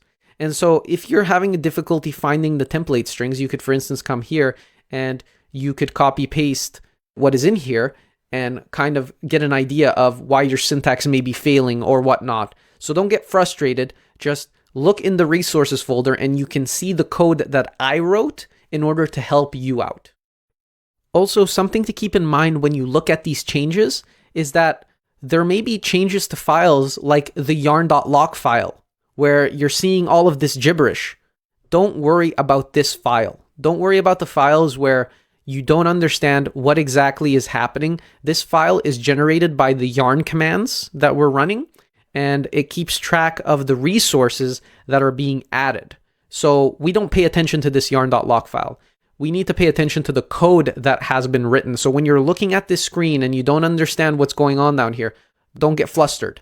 This is not something in our control, but this code right here and this package JSON file, this is in our control. So sometimes you'll see changes in here that you may not quite understand, but don't worry. It's just for reference. Usually you can just check out the code and run it that way if you need to. Also, as you're going through these resources that we link, you may notice that we have a number in each of these checkpoints. Don't pay attention specifically to the number because these may not be consistent throughout the course, but rather follow the resource link to the specific checkpoint and that will always be correct, but don't use the number as a reference. Here's our next exercise. So for our next exercise, I want us to transfer all of the styles that we have in the StyleSheet create across all the files that we have. And I want us to make specific components that are going to highlight the styles and have a specific name. For instance, don't worry, I'm going to show you because we can do style.text, right? And we can also do style.view and we can do all of that stuff. But what if we wanted to style the card, for instance? What if we wanted to style the card? So if we wanted to style the card, we could say something like const restaurant card. And we could say styled, and we could open the parentheses here, right? And between the parentheses, we can put card. And so now we can specifically style an element that isn't exported this way. We could also import text from React Native and do it like this, right? So we could do that as well. Now, styled components native by default will export all the things that React Native has, or the majority of them, right? But if we want to style something very specifically, we can follow this syntax as well, where we put it between the parentheses. So for instance, here we're taking card and we're putting card between the parentheses, right? And if we wanted to do card.cover, we could do restaurant card cover and we could do card.cover. And so now we can style the specific card cover. Okay. So with that, I want you to take these and migrate the styles that we put in StyleSheet create. And I want you to do the same for restaurant screen. And I want you to do the same for app.js. Well, in app.js, we don't have anything right now. Okay. And in the next video, we'll look at the solution. I hope you all got through that, but there were a couple of obstacles in our way here that I've pointed out rudimentarily, but we're going to go deeper into now. So for restaurant card cover, we kind of went the route of doing the wrapped style with the parentheses over here. And as you can see, all of our styles have applied. So how do we go about that? Okay, so let's take it step by step. So for restaurant card cover, we took the styled and we wrapped it with parentheses because we're wrapping a custom component that styled probably doesn't have. So you see styled system, again, exports a certain amount of elements for instance, text, you could do .text, .view. You could not do something like .card, .cover, because Styled will basically complain and say, hey, I don't have anything like that. That doesn't exist for me. What is this thing? But you could give it specifically the card .cover that we imported from React Native Paper, because it comes from a different library. So by using the parentheses, we can give it external components that it can style as well. And so with that, we gave it padding 20 pixels. So you may be asking yourself, Mo, why do I need to fill in pixels here all of a sudden? Well, like, what is this about? Why pixels? Why pixels? Well, let's look at that. If we go look at styled components and we look at how it works, it supports complex styles, but it uses something called CSS to React Native in the background. And CSS to React Native is basically how styled components works for React Native. It takes what we would write in CSS and converts it to the React Native equivalents. So when we fill in pixels, it's just converting it back to the regular number. So from now on, we're going to write our React Native styles as if we were writing CSS, and we can try it out here, right? We could write CSS to React Native. It also does JSS conversions, which is a different library altogether, but we could try out all of the different things that we would want to write. So you can see here, if we wrote font size 20 pixels, well, it's going to translate to font size 20. And if we wrote background color red, right, it would translate it to background color red. And that for us, well, if we did this, it's going to do a weird translation. So we really need to do this. And so here you can test out the properties that you would normally write and see what they would become in React Native. Now, that said, Style Components is using this under the hood to do the translation to the object that we would write in the style sheet create. Awesome, right? So we can go ahead and we can write our styles this way, and by using pixels, is basically going to transfer to the React Native equivalent that would not have it. Now, if we don't write the pixels here, it's basically going to complain. Failed to parse declaration 20, because it doesn't understand it. It needs the pixels. Now, that said, we need to reload. It seems like my MealsToGo isn't refreshing properly, so let's save that. And it didn't take into account that I added back the pixels. So this can happen. So if I remove the pixels, it's going to crash, right? And if I add back the pixels, it will no longer crash, but it's not taking into account immediately. So we need to make sure that we save properly. Okay, keeping that in mind, we're always going to add pixels to whatever number we add. And background color, we're going to write in this certain way. Okay, so now we've translated everything to styled components. And now down here we can see, well, that's pretty nice.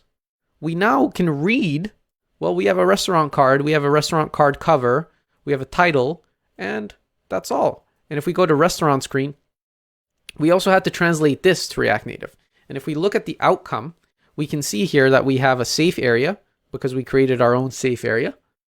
We have a search container because we now have a search container wrapping our search bar. That's going to create the spacing here. We have a restaurant list container, and we have the restaurant info card. And so if we look at how this was made, there was a little bit of trickery going on here, which was, how were we going to do status bar.current height? Because we're writing it in this weird template syntax. And if you've never seen this before, well, it becomes a bit confusing, because when we did StyleSheet.create, right? StyleSheet.create, we could do an object and we could say safe area. And then inside of safe area, we could have done like margin top, and we would have copy pasted this. And that's how it would have worked, right? Like we wouldn't have to care about anything because this is the way it worked. Now, because everything here is written as a string, the power of the template strings lies in the fact that you can reference variables. And the way that we do that is this little syntax here where you do $ this, and between these two brackets, we can automatically put a variable from outside. So we know that we needed status bar.current height.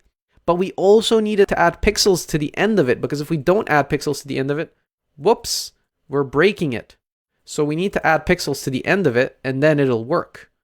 Okay, well that's good. And then we added our search container, padding 16 pixels. We added our list container, and we moved the styles over. And so now our restaurant screen looks so much cleaner. We don't have any crazy props for styling being passed in. We can just read it as if they were nested elements. We know, oh, we have a search container. Inside of the search container, we have the search bar, restaurant list container. So we're creating this readable code and this good infrastructure and these good practices with which we can style our React Native app in a consistent way. But there's another level to this consistency that we'll get to later. For now, we've migrated everything successfully to styled components. Uh-oh, we hit an error case. What's going on here? JSON value pixel of NSString cannot be converted. Did you forget the percentage or point or suffix? What is this about? Well, is it the paddings? Did we get the paddings wrong? If we remove the paddings, does it go away? Oh, that seemed to make it go away. Well, let me remove all the paddings then. Does that fix it? Let's reload. Oh, it's coming back. What is this about? Well, we'll put the paddings back now. And we'll make sure that, okay. So let's reload now. Is it just a oh no, it's back again. So is it this? Let's try that.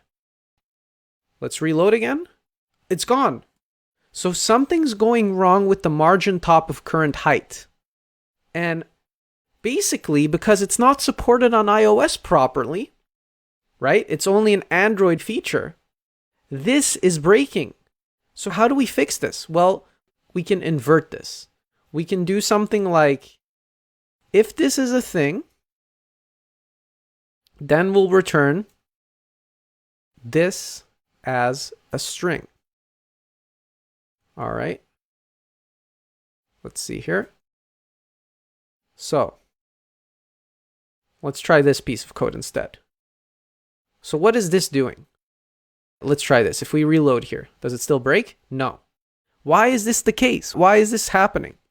Well, let me explain something to you. On iOS, in general, status bar.currentHeight is not supported because we're using safe area view, right? We're using the safe area view. And the safe area view, status bar.currentHeight, is only used by Android. So on iOS, it's not really returning a valid value. So when we're setting it in margin top, it's causing an error to occur. We're hitting an error case, right? And so we can quickly prove this, that this is actually the case. If we put this back, right? Just this part. And we save that. And we go back to our emulator here. And we hit refresh. Well, suddenly we're getting an error. Okay. So we know that this line is causing us an error. So what's the difference between this line and this line, right? What's the difference between those two lines? Well, let me show you. On this line, and this is a great trickery of template strings. This is a funny way to use template strings. Here we're saying, okay, on the styled safe area view, we're having flex 1, but I'm going to use a variable.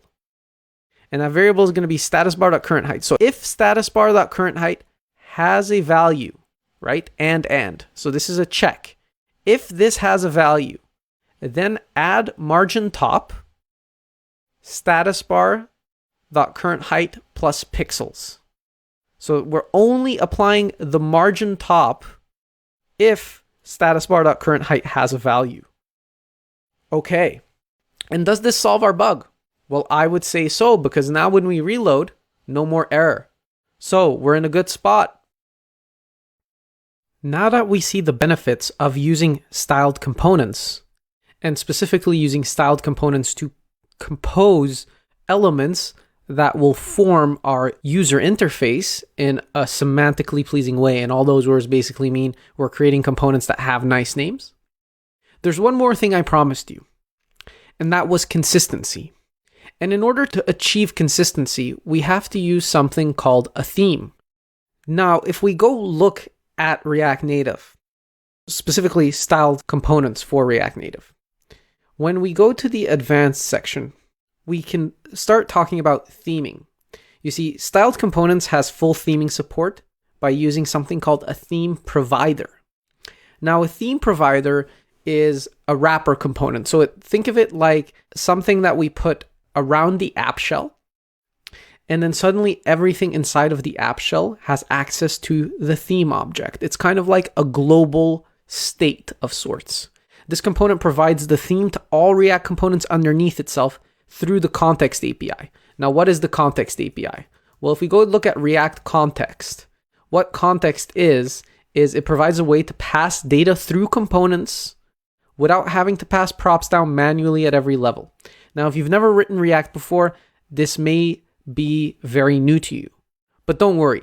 Basically, context is a way for us to share things globally. We can share methods, we can share data, we can share anything globally. And so you can read up on context here.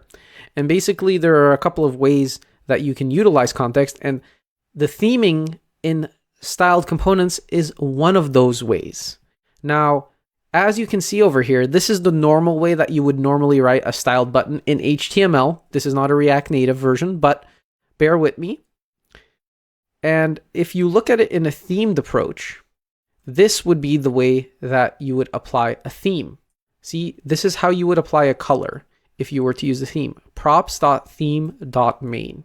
So you can obviously put together a theme that has all of the properties that we would need, right, in order to achieve consistency across. And we can theme a bunch of different things. So let's get into setting up our theme. Setting up our theme. So this is going to be the crux of this part of the course. Right now, we have our components and we've used style components to achieve a form of consistency, a form of reasoning about our styles and what components use those styles. Now we want to set up a theme. So what we're going to do is at the source folder level, we're going to create a new folder. Now you may have also seen that we have some warnings from ESLint that we haven't resolved yet. And that's completely fine because we're currently building out all of the things that we need. Once we finish a feature, a specific feature, we shouldn't have warnings anymore. And we'll deal with them as they come. So we want to create a folder under source called infrastructure. And we're calling it infrastructure because a theme is part of the infrastructure of an app. We're trying to reason about these things in a good way. So we're going to create a folder inside of infrastructure and we're going to call it theme. And inside of theme, we're going to create a couple of files. First of all, we're going to create an index.js. And then we're going to create a sizes.js. We're also going to create colors.js. Oh, colors, rename. We're going to have a spacing.js. And we're going to have a fonts.js. And all of these files together holistically will form our theme. Now, first and foremost, we're going to start with colors. And all of these files that I'm putting together, we're going to be linking them in the resources of the video so you can go copy paste this code from there. So first and foremost, we're going to need our colors. And the colors that we need are the colors that we would consider our brand colors. So over here, you can see a colors object. And in this colors object, we have the brand level theming, primary, secondary, muted. We have the UI level colors, primary, secondary, tertiary, quaternary. I can't say that word. Oh, it's such a hard word. Anyways, disabled, error, and success. And then below that, we have our background colors. We have our text colors. So we have all of our colors set up. So let's go ahead and save that. And then we're going to go to fonts. And for fonts, what we're going to set up here is we're going to set up, first of all, we're going to set up the fonts that the app is going to use. So for the body, we're going to use Oswald 400 regular, and we'll set that up later. For the heading, we're going to use Lotto. And for monospace, we're going to use Oswald. These are all Google fonts that are freely available, and we'll be installing them down the line, but we're setting it up already. So the fonts that our app is going to use, body, heading, and monospace. Then we're going to set up the font weights. We're going to set up regular, medium, and bold. Well, looks like for our app, we're going to be using both for regular 400, which is the font that we're using, medium and bold is font weight 500 and 700. And then we go into font sizes. And so for font sizes, we're using the pixel-based ratios because we're working with styled components. So for caption, 12 pixels, 14 pixels, 16 pixels, title, 20 pixels. Then we go up the chain all the way to H1. So we have a good amount of sizes available to us. So our fonts are set up here. That is great. Now, what is going on specifically here? Is there an error in this file or what's going on? And so with that, okay, it seemed that there was a small spacing error in here. So then we go to sizes. And then we're going to talk about, well, what kind of sizes, Mo? Well, when we talk about sizes, we're just talking about the sizes that are available to us. So 8 pixel, 16 pixel, 32 pixel, 64 pixel, and 128 pixel. So these are sizes that we can use to size various things. We'll just keep them around. It's useful to have that consistency. And then last but not least, we have spacing. And for spacing, we're going to have both line heights and we're going to have space. So these are spacings that you can put in between things. So we'll start at 0 space, 4, 8, 16, 32. And so we increment for consistency's sake. And then in the index file is where we're going to put our theme together. So in the index file, what we need to do is we need to import the colors from the colors file over here. We need to import the space and the line heights from the spacing file. We need to import the sizes from the sizes file. And then we'll import the fonts, the font weights, and the font sizes from fonts. And so we'll put our theme object together right here. So we're exporting the const theme that contains all of these objects. And that's going to allow us to put together our theme in the theme provider that we'll be supplying at the app level. So with all of this, and you can reach in the resources to go get all of these specific pieces, and you can play around with them. You can play around with what you want the font sizes to be. You can play around with what you want your color palette to be. I recommend playing around with the color palette if you want. It's always a good idea to put together the colors and the color scheme that fits you. Okay, so now that we have our theme ready to go, what we need to do is now put it all together inside of the app.js. So inside of the app.js, what we're going to do here is we're going to wrap our app with a theme provider. And that is going to wrap the restaurant screen, right? And it's going to take a theme object that's going to be equal to theme. Now, where is this all coming from? Well, you're going to import theme provider from styled components /native, and you're going to import the theme, import theme from /source /infrastructure /theme. And since there's an index file there, we should be good to go. And now we have our theme provider set up. And this will allow us to basically utilize the theme in our app. So how do we do this? Well, if we go look at our colors, if we look at UI, the primary color is 262626.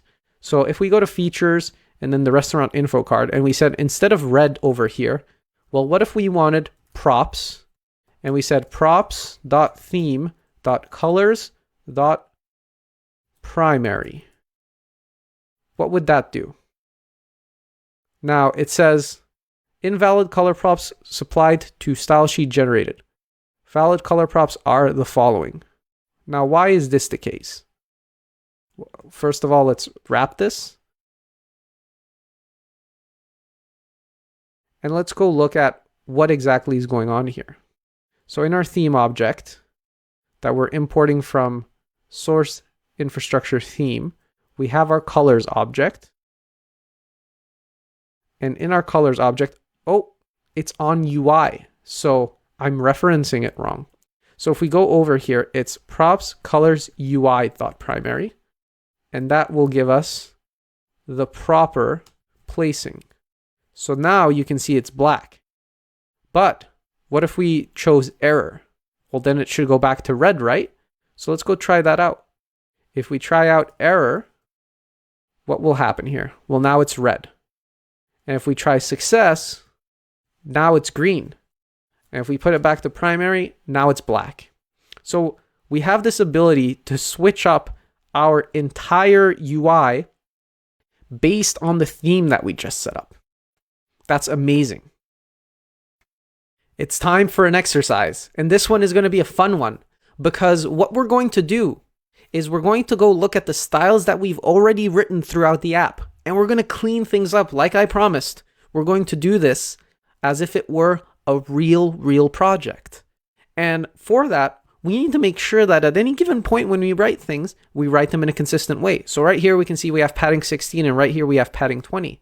And if we go look at spacing, well, we don't really have 20 in here, which means we're going to have to make a decision.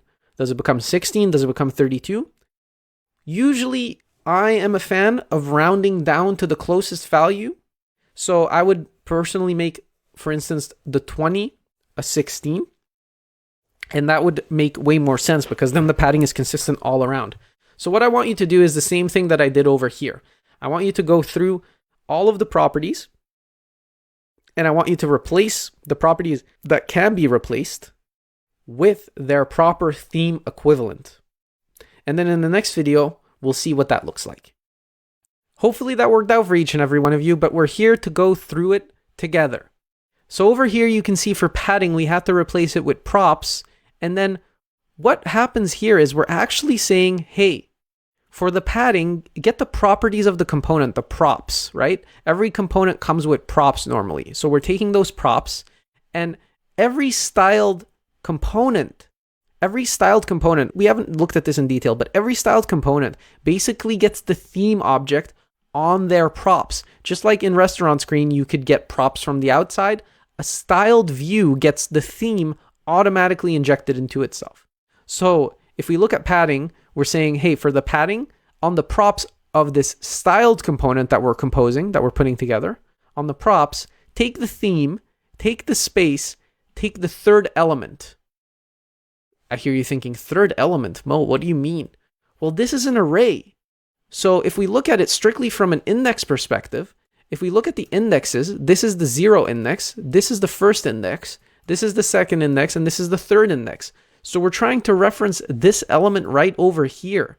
Now, a mistake that is often made with arrays is that people think that they're not 0 index based, so that you would think that this is number 1 and this is number 2 and this is number 3 and that this would be number 4, but it actually does not work that way. This is the 0 index. This is the first, the second, and the third. And so we're referencing index 3 because of that. And right here, you can see that this is 16 pixels. And this is referencing BG primary. And if we go look at our colors, we can see here that BG primary is white.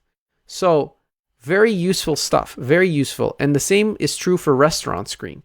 Now, it's very easy to see what 3 would do versus 4 or 5. If we take the search container and we said here, well, use 4, you can see it's moving. And if we said use 5, well, now there's a lot of padding around it. And if we go and inspect that, wow, that's quite a bit of padding, isn't it? And if we put this back to 3, you can see, well, now this is way smaller padding all around. So that is the one we need. That is the exact padding that we require around our component. Absolutely amazing. So with that, we now know how to use the theme and how to reference things on the theme in order to achieve consistency through the theming. And now we're in a spot where, hey, we have all our color set up, we have all our spacing set up, we have our fonts ready to roll. Well, actually, the fonts still need a little bit of love, but we'll get there. Now, right now, we're in a good spot. We have our spacing, our colors, and all of that good stuff. With that said, now we should look at the fonts and what's going on with specifically the fonts, because we're styled component masters, and that is absolutely amazing. Next up, are our fonts. Right here, you can see some restaurant. And you can see here in our final app that we have a way, way, way nicer font going on. Why is it that the font isn't applying here? What is going on? Why isn't our font applying to our text? What exactly do we need to do here? Well, let's get into that. Let's start applying our fonts because we already went through the preparation of setting up which fonts we're going to use here, but now we have to import them, and we're going to build this super cool component, a text component, that's going to be able to hold the specific font that we are going to set up. Okay, so let's get into that. The question becomes, how do we install these fonts? Because we know we're going to use Oswald and Lotto, but what are these? So let's go look them up. If we go look up Oswald font, then we can see here in the Google Fonts the Oswald font. And the same is true for the Lotto font. Now, that said, there is this cool package from Expo called Expo Google Fonts. And the Expo Google Fonts package for Expo allows you to use any of the 991 fonts on fonts.google.com for your Expo app. That's amazing. That's so many fonts. Honestly, if you want, you can pick out your own font. I would suggest doing the installation process of the fonts we currently have so that you know how to do it, and you could potentially pick out your own font if you want. Make the app your own. But for now, let's stick to what we know, which is we need Oswald and Lotto. So let's go figure out how do we install this. So here's an example of how to install the Inter font family. So Expo install, add Expo Google Fonts, Inter Expo font. What is Expo install? Well, just like Yarn and Yarn add, Expo install is an Expo CLI tool going to do the installation process for you, but also do extra things behind the scenes for hookup and consistency and making sure that everything works properly as it should with Expo. So we need to do two installations. There's the Expo Google Fonts /Inter, and then there's the Expo font itself. So first off, let's go into our command line and let's do Expo install Expo font. That's the first thing we need. And then we need to do Expo install Expo Google Fonts, and we're going to get Lotto and Oswald. So first off, it's going to install this whole font package, and this is a pretty cool process. You know, it's resolving packages, fetching everything. So okay, we have Expo fonts now. So now we have to do Expo install Expo Google Fonts Oswald. And after we do Oswald, what do we need to do? Lotto, you got it. Lotto. Is it Lotto? I'm saying Lotto like it's the lottery, but, you know, building this app, we are basically winning the lottery. You know, it's so beautiful. No, I'm kidding. In any case, the fonts we're installing here are going to make our app look like we won the lottery. That's what I'm trying to get at. So, Lotto. Okay. So once we've installed these two fonts, we're basically 90% of the way there to get this going. What we need to do now is we need to import the use fonts and the, well, not the Inter font. We're not using Inter, but the Oswald or the Lotto font. And if we go back to the Google font, we can see that we have all different types of fonts available. We have regular 400, medium, semi, and it looks like we particularly want to use the 400 varieties. So how do we go about this? Well, first off, what we need to do is we'll copy this and we'll figure out how this works over here. So first off, we're going to create some space here and we're going to say, well, we don't want Inter, we want Oswald. Okay, we want Oswald. And we don't want particularly the Oswald 900, we want the 400. Okay, so it said, over here it said Inter 900 black. So we want Oswald 400. It needs to be named regular. And then we have the use fonts. Okay, this looks good. So what we're going to do now is we're going to go over back to Expo Fonts and we're going to see how do they load this. Okay, so they do something like this. So let's do something similar. So they do fonts loaded. So we're going to do Oswald loaded. And we're going to do use fonts. And we're going to say Oswald 400 regular. Okay. And we're going to say const here. We don't like let's. And next up, we need to duplicate this line. We also need to make sure that this is coming from Oswald. This would have been bad. We're not trying to import from Inter. And we're going to do Lotto. Lotto 400. Well, we need to go look. Does Lotto have a 400 regular? How does Lotto work? So let's go browse the fonts and let's look for Lotto. And if we go over here, it has a 400 regular. So we're going to go that route.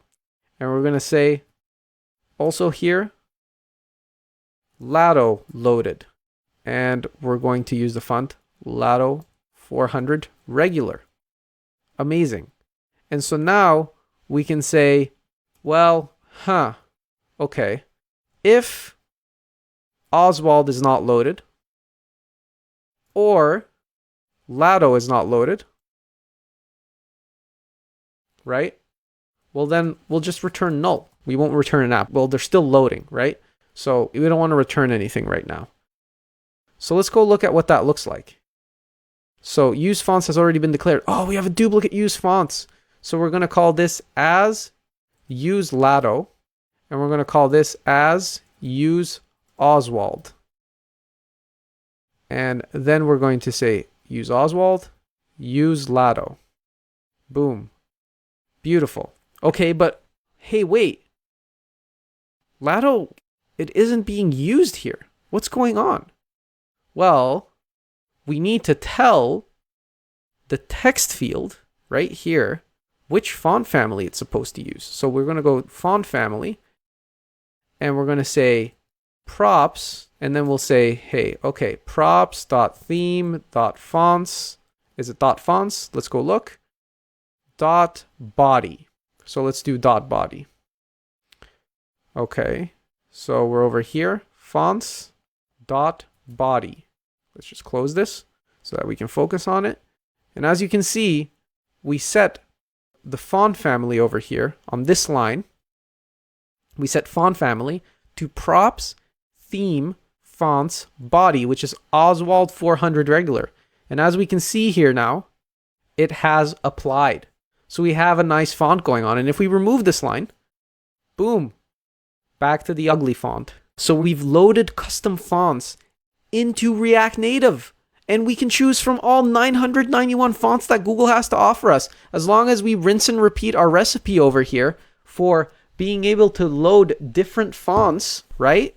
As long as we utilize this technique right here, we'll be able to load however many fonts we want. That's absolutely amazing. And you can load different sizes as well. You could go over here and you could say, okay, well, I also want 700 bold. So you could, for instance, say, I want like this, Lotto 700 bold. And then once we do that, we'll just add it to the list. Boom. And then once we add it to the list, what we can do here is we can go over here, up here to our fonts, and we can say, for instance, that body is supposed to be this. And oh, suddenly it's a different font. Amazing. So we have this ability to load any type of font from any font family that we want. That's absolutely amazing. So I'm just going to undo this real quick because I'm going to keep it to the base fonts that we want to use. And that's going to allow us nice consistency with the design that we set out. But feel free to load any font you want. Feel free to make this your own, obviously. So with that, we have now taken a massive step forward. This is a customization that honestly opens so many doors for you. Awesome. Now that we're here, we're in a good space to finish up our feature in order to get our restaurant info card in a good spot to put in a list. And so for that, the first thing we need to do is we need to edit the font size, because the font size for the title needs to be a bit bigger than it already is.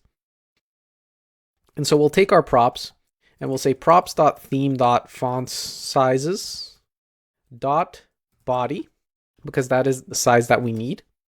And then on top of that, what we'll do is we'll take the spacing off of the title. let's take it off of the title, but we want to put something around the title that's going to be the wrapper. So let's put something like info around it. And let's do a style.view const info equals styled.view. And let's put in here the padding that we had originally set. And so with that, now inside of title, we can also add address. So let's do address, and then let's put address here. Okay, so now that we have address, well, we need to make sure that we have an address type. So that's also going to be of type text. And so this one is going to be, I changed the title to font type heading because I felt that that was more appropriate since the title is of type header. And so heading is going to be a Lotto. And so for the address, we're going to use body. So we're going to use body for this one. And we're also going to use the font size body, right? Actually, maybe we'll use caption. Let's use caption. That feels more appropriate. It's a bit smaller. So some restaurant at 100 Random Street. All right, we're looking in really good shape, but the next thing we have to put on here is the rating and the icons. So let's take a look at how we're going to achieve that. Now that we have the restaurant name and the restaurant address rendering, the next thing we want to do is we want to render out the rating. And in order to do that, what we want is we want to get a star icon. And so over here, I have star.js, which I'm going to drag into my assets folder. And then we're going to look at it. It's an SVG. So it's a scalable vector graphic. It's going to scale based on screen size. And so all of the stuff in here is basically not relevant. And you can get this file from the linked solution. We'll also link it as an asset on the video itself. But basically, it's just an icon of a star. And so over here in our Expo app, what we want to do is we want to start using SVG elements. And so how are we going to do that? Well, first of all, what we're going to need is we're going to need some type of SVG handling library like React Native SVG. So let's go look at React Native SVG. And React Native SVG is a standalone library that can be used to render out SVGs. And you can use it with Expo. So all we have to do is Expo install React Native SVG, and we can start using SVG elements. So let's do that. Let's take this, let's go back to our code, let's open up the terminal, and let's run that command. Expo install React Native SVG. Let's hit enter, and that's going to install React Native SVG. Now, one thing to note here is that the majority of what's in here are the cases in which you want to install it bare bones, but what we're trying to get at is, well, you can either load directly from a URL, or we can do something called SVG XML. And this is a plugin that can be used, right? We import it from React Native SVG, and you can give it directly an XML output. So the file that I just spoke of. So what we're going to do is we're going to copy this line, and this is done installing. And what we can do over here now is at the top, we can import SVG XML from React Native SVG, right? And when we use that over here, in between title and address, we can use SVG XML. We're going to have to give it an XML value. Now, the XML value is going to be the asset that we spoke of. So we're going to import star from //assets/star. So it's way up there in the file directory. But what we need from this one is we need to give it to the XML property. And so when we do that, boom, we have a star icon. Now it's way, way too big. Like very, very, very big. So what we need to do is we need to give it a specific width and height. We'll give it a width of 20, and we'll give it a height of 20 as well. And that's going to make it so that it fits a bit better in between here. Okay, But now comes the crazy part. Now we need to render it the amount of times that the rating occurs. So how are we going to do that? That's a good question. Well, basically, we need to iterate over SVG XML 4 times. So what we can do now is we could do something like const rating array equals array.from new array, and we'll give it rating. And that's going to allow us an array. So if we console.log this, console.log rating array. And so now that we're console logging rating array, if we reload over here and we open up our terminal, or you can open up your terminal directly in VS Code, we can see that we have an array that has 1, 2, 3, 4 undefineds. Okay. But what if I had a 3.2? What's going to happen then? Well, what's going to happen then is this is going to break. So what we need to do is we need to make sure that this is always a whole number. So we're going to math.ceil it. We're going to round it because we don't want to deal with fractions. So we're always going to have an array that is of that size. So this is going to round up to 4. Well, maybe we'll do floor. Maybe we'll always round down. Maybe that sounds a bit better. So if we have 4, it's a 4. Okay, so what now? We have this array that has 4 empty items. So what we can do now is we can say, well, we could say rating array dot map, and for every item, we're basically going to return this SVG XML. And so now we're rendering 4 of them. Okay, but why are they rendering underneath each other? What's going on here, Mo? That's a good question. Why are they rendering underneath each other? Well, that's because it defaults to column. So what we want to do around here is let's go take our styled view and let's say that we call this row and we'll call this flex direction and we'll say row. And if we do this and we put this around SVG XML, what's going to happen here is this is going to render in a row format. And there we go. But, well, we don't want to call it row. We want to call it rating, right? We just spend all this work doing this thing. And then we'll add some padding around it, but we'll add a smaller amount of padding because it's a bit much. So if we add padding top, and we'll add some padding to the bottom. Let's do that. And so now there's a decent amount of space between the rating and the address and the name. Amazing. So what now? What's next? Well, what's next is now that we have our rating set up here, what we need to do is we need to add the little icon that's going to tell us, right? We have the icon here that's telling us whether it's a diner or whether it's a cafe. So let's look at how we're going to implement that. So now that we've added the rating SVG on the screen, right? We've rendered it. The next thing I want us to do is to add an open icon if the restaurant is open.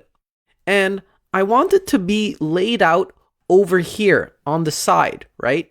I want it to be in this element, but I want it to be positioned here at the end of the row. So as part of the exercise now, I'm going to give you the SVG that you will need in order to achieve this, and you can try out different layouting options to get the star rating showing, as well as the open SVG here at the end. That was a bit of a tricky one, wasn't it? And it was a bit of a tricky one because taking something as simple as this and putting it at the end takes a lot of practice with Flex. There's different ways of doing it, but doing it with Flexbox triggers that you have to kind of start practicing certain concepts. So what we did here is we did an equal spacing. So on the one hand, we have our rating over here. And next to the rating, we have this section that kind of pushes in all the way. And so how did we achieve that? Well, let's look at that. Over here in our code, we can see that we kind of put a section wrapper around our section. So let's just switch colors. So we have this section over here, right? And this section is wrapping the entirety of the rating and everything around it, right? So if we just quickly see that, everything is gone. So it contains rating and it contains something we would call section end. So section end is a special type of component, and we'll look at what the CSS looks like, that contains a conditional. If you are open now, it's going to show you an open. What is an open? What is this? Well, let's take a look.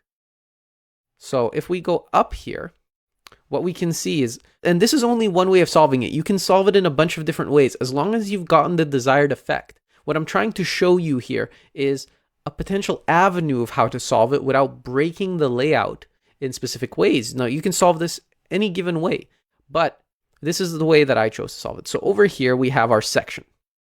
And our section has a flex direction of row. And row means that basically it's going to, well, put them in a row style syntax. And we align the items to the center.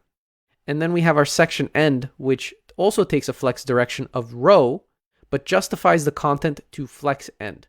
And the end outcome of this is that it's going to push out to the side. And then we took open, which is a custom styled of our SVG XML that also takes a flex direction of row. Now, was this necessary? Maybe not. Maybe it was. What happens if we remove this off of the SVG XML? Well, nothing. So it goes to show you that you can try out different things, but at the end of the day, the way that we decide to lay things out can vary heavily. Initially, the way that I was solving this was by trying to create a custom open SVG, right? A custom SVG XML that was going to lay itself out. But then I ended on having a section and a section end that kind of wrapped around the thing. So at the end of the day, I don't really need this. I can take this away and I can go down here and I can say that open is an SVG XML and my layout still works perfectly. And it goes to show you that sometimes you'll add properties that don't really make sense or aren't really required. And that's completely fine. It's about testing and looking in the visual editor what's going on. So over here, you can see that we have a flex direction of row of our section. And then inside of that, we have a rating. And then beside that, we have our view right here of our SVG XML. Okay. So what now? So we've solved this. Well, I want to add two more things. What I want to add is I want to add the potential for the if it is closed temporarily. So if it is closed temporarily, what I want to add over here is this. I want to say closed temporarily. And I want to give it a color of red. And then what I want to do beneath that is I want to add an image. And that image right below this. And that image is going to be our icon over here. The icon of whether or not it's a bed and breakfast or a lodging or a restaurant or what it is. Now you can see that the spacing around these items is a bit all over the place. And so a way to fix that would be, for instance, to say on the image padding left would be 16, right? And that should kind of fix it, no? Should it? Oh, that kind of like doesn't do anything. So what do we need to do here? Well, we can put a view inside of here and kind of say, well, the style of this view is equal to a padding left of 16. And so we can take that and we can add it to our React Native over here. And does that do something? Oh yeah, that seems to do something. So let's take that same view and let's put that over here. And what we'll see here is that, oh, that adds perfect amount of spacing on both sides, right? So we're using an element to kind of create this fake space because the image was kind of overflowing with the padding. Now we could have easily taken this and just said, well, instead of padding left, how about we do margin left? We could do that too, right? And that would work just as well. This is now going to push off. Now, the reason I'm showing you that I'm doing it in a view is this is a styling technique that I like to use. I like to use elements to push other elements aside. I call it the concept of a spacer. And so now that we have these two different techniques and we've basically built out the entirety of our restaurant view, because we're using all of the properties now, we've completed a feature. First of all, I want to dig a bit deeper into the spacer concept and maybe clean up some of the code, because we still have some inline styles in here. We still have some stuff going on that we could probably make a bit better. So now that we've completed this full feature set over here, right? We have this beautiful card layout that kind of showcases a restaurant. Now we can kind of go and do some reflection on what we've done so far. Awesome. So there's two things I want to focus on over here. One is the fact that we have these components, right? These views that are offsetting our content, right? So basically what that means is that they're pushing the content aside. Now some would say, Mo, this is kind of redundant. You can just use a margin, and you definitely can. It's just a style that I've learned to like. Now, it's not for everyone. Some people like to just give things margins and all this good stuff. I like to give margins too. It doesn't matter whether it's a margin or a padding. What I'm particularly after is that I like it when I have these things that will push content for me, so that I know that my content is in itself styleless almost, and that its position is irrelevant to the things around it. And so I call these spacer components. And so I want to go ahead and make one of these components. So let's go ahead and make a folder in here, and let's call it spacer. And inside of spacer, we're going to make a spacer.component.js, right? And so we're going to import React from React. We're going to import view from React Native, right? And we're going to do a very, very basic implementation. We're going to do export const spacer, right? And it's going to take two parameters. It's going to take, let's say, we'll call it a variant, right? And based on this variant, we're going to return different views.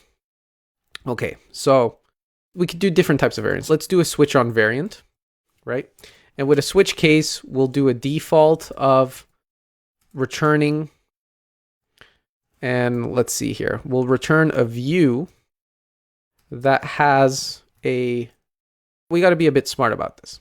All right, so let's think about this. Let's import styled from styled components / native. Let's create like 3 or 4 variants. Let's do const top small, and let's say that that's a styled.view that has the following properties. It's going to do a margin top of 4 pixels, and let's do a top medium, right? Top medium, and that's going to do a margin top of 8 pixels, and then let's do a top large, which is 16 pixels, right? And so if we switch variants, we're going to say case, well, let's do an if statement because it's fairly simple for now. Let's say if variant is equal to top.small, we're going to return top small. Actually, let's return top small by default. And let's say if it's top medium, we'll return top medium. And if it's, let's see here. Oh, got a bunch of issues. And if it's top large, we'll return top large, right? And so now you can see we're building a lot of logic, right? So we could say left, and we could do the same. We could do left small, left medium, and left large. And so that will be the same. It will be 4, 8, and 16, but it will be margin left. So let's first of all go ahead and do this. I got to fix these. This is margin dash top, and these will be margin dash left. Okay. So now I can also say, well, if my variant is left, left, or left dot small. So let's add a left dot small. And you can see I'm quickly accumulating a lot of logic here, right? The spacer component feels kind of like heavy, but let's see what it's going to do because we're going to optimize it. Don't worry about that. But if we go back to our restaurant card, we can now replace this with a spacer.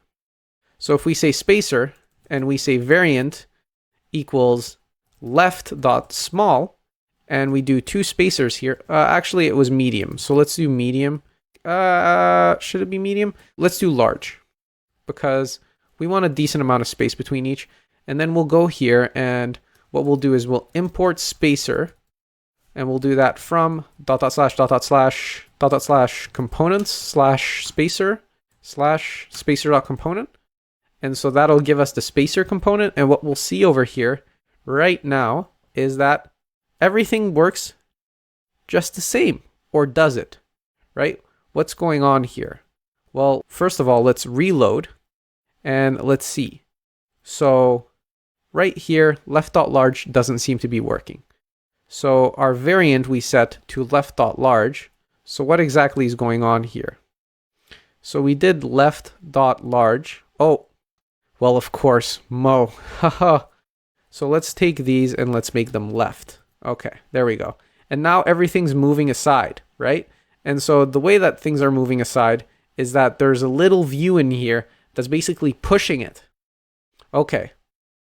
Now, love it or hate it, this is a pattern that I've learned and grown to like because now I don't need to care about specifically, okay, how much does this need to be or how much does this need to be? I have a consistent spacer for myself. And I can go as far as to say, well, hey, these spacings that I'm giving here, I can go ahead and I can use my theme.spacing, right? So I can use 4, 8, 16. So I did it a bit fast right here, but actually what I should be doing is doing props and then doing props.theme.space and then dot, I believe it was 2. And then we can do 2, 3, and 4. And here we can do 2, 3, and 4. And it's looking good, right? This is way better. So now we have an effective spacer that works the way that we intend it to work. I believe it's, oh, actually, I may be one off. I may be pushing it way too far. It's 1, 2, and 3. Whoopsie. So we have to go back to our spacer here, and we have to make sure that it's 1, 2, 3, and 1, 2, 3. We were pushing it out a bit far there. Now we can see that our spacer is working accurately for us to space things apart, to push things apart, whether it be from the top, from the bottom, from the left, and for now we have top and left, right? Left small. Actually, this one should be small. I have another issue here. So you can see how this spacer, it's great and all, but there's a lot of logic to it. There's a lot of logic to the spacer, but it's a great component. It brings me into this case of where, hey, if we have a ton of variants of styles, right? So like, let's say, for instance, we had text and we wanted to have text that was a caption, and we wanted to have text that was a title, and we wanted to have text that was a heading, and we wanted to have text that was just body text, like a paragraph.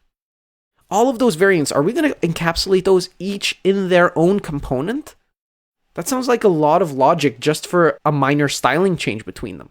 So I'm going to show you a technique in this next video where we're going to use something called styled system in conjunction with styled components to achieve absolutely amazing results through a technique called variant. Last we left off, we wanted to optimize the spacer. And in order to optimize the spacer, well, right now we have this entire if statement tree that's kind of telling us, well, if it's top, left, bottom, or right, well, we only did top or left and we already had 1, 2, 3, 4, 5 if statements. We don't really want to do that. That's not something that sounds very appealing. So what we're going to do here, right? We're going to do, instead of variant, we're going to do position, which is that, and then we're going to do size. And so based on position and size, we're going to render out the right type of view. So here we're going to do spacer component, and then we're going to pass it position and size. So we're going to say position is equal to position, and then we're going to say that size is equal to size. Now, we don't even actually need to do this. So what we could, for instance, do is we could just say, hey, styled.view. That's going to be our spacer component. Let's do that. That may be a bit easier. And then what we'll say is we'll remove all of this. And I'm going to show you a technique that may be a bit of trickery. Now, we're going to say here that we're going to read the props, right? So we have the props. These are our props. Now, what we're going to destructure off of the props is going to be position, and then we're going to do size. And position, we're going to default to top. And the way that we're going to do that is we're going to say spacer.default props equals, and we're going to say position is equal to top, and we're going to say size is equal to small, right? And so over here, what we're going to do is we're going to say const sizes is equal to an object where we say if it's small, we're going to do index 1. If it's medium, we're going to do index 2. And if it's large, we're going to do index 3. And so these are going to be our different options, right? And so now inside of here, now that we know what the size is going to link to, what we can say is the position, right? Top, bottom, left, right. So we're going to say const positions, and we're going to make that an object as well. And we're going to say if it's top, we're going to do margin top. And if it's left, we're going to do margin left.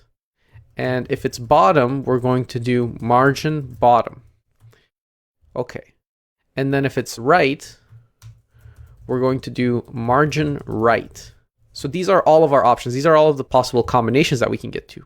So what we're going to do here is we're going to say the following. What we're going to return from this function is we're going to return a string from this function. Now this may be a bit weird because we're returning a template string inside of a string. But basically what we want to return here is something along the lines of margin top 1, 2, or 3, margin left 1, 2, or 3, right? So that's what we're trying to return here. Okay. So what we can say is get variant. That's what we're going to do. And we're going to give that position, and we're going to give that size.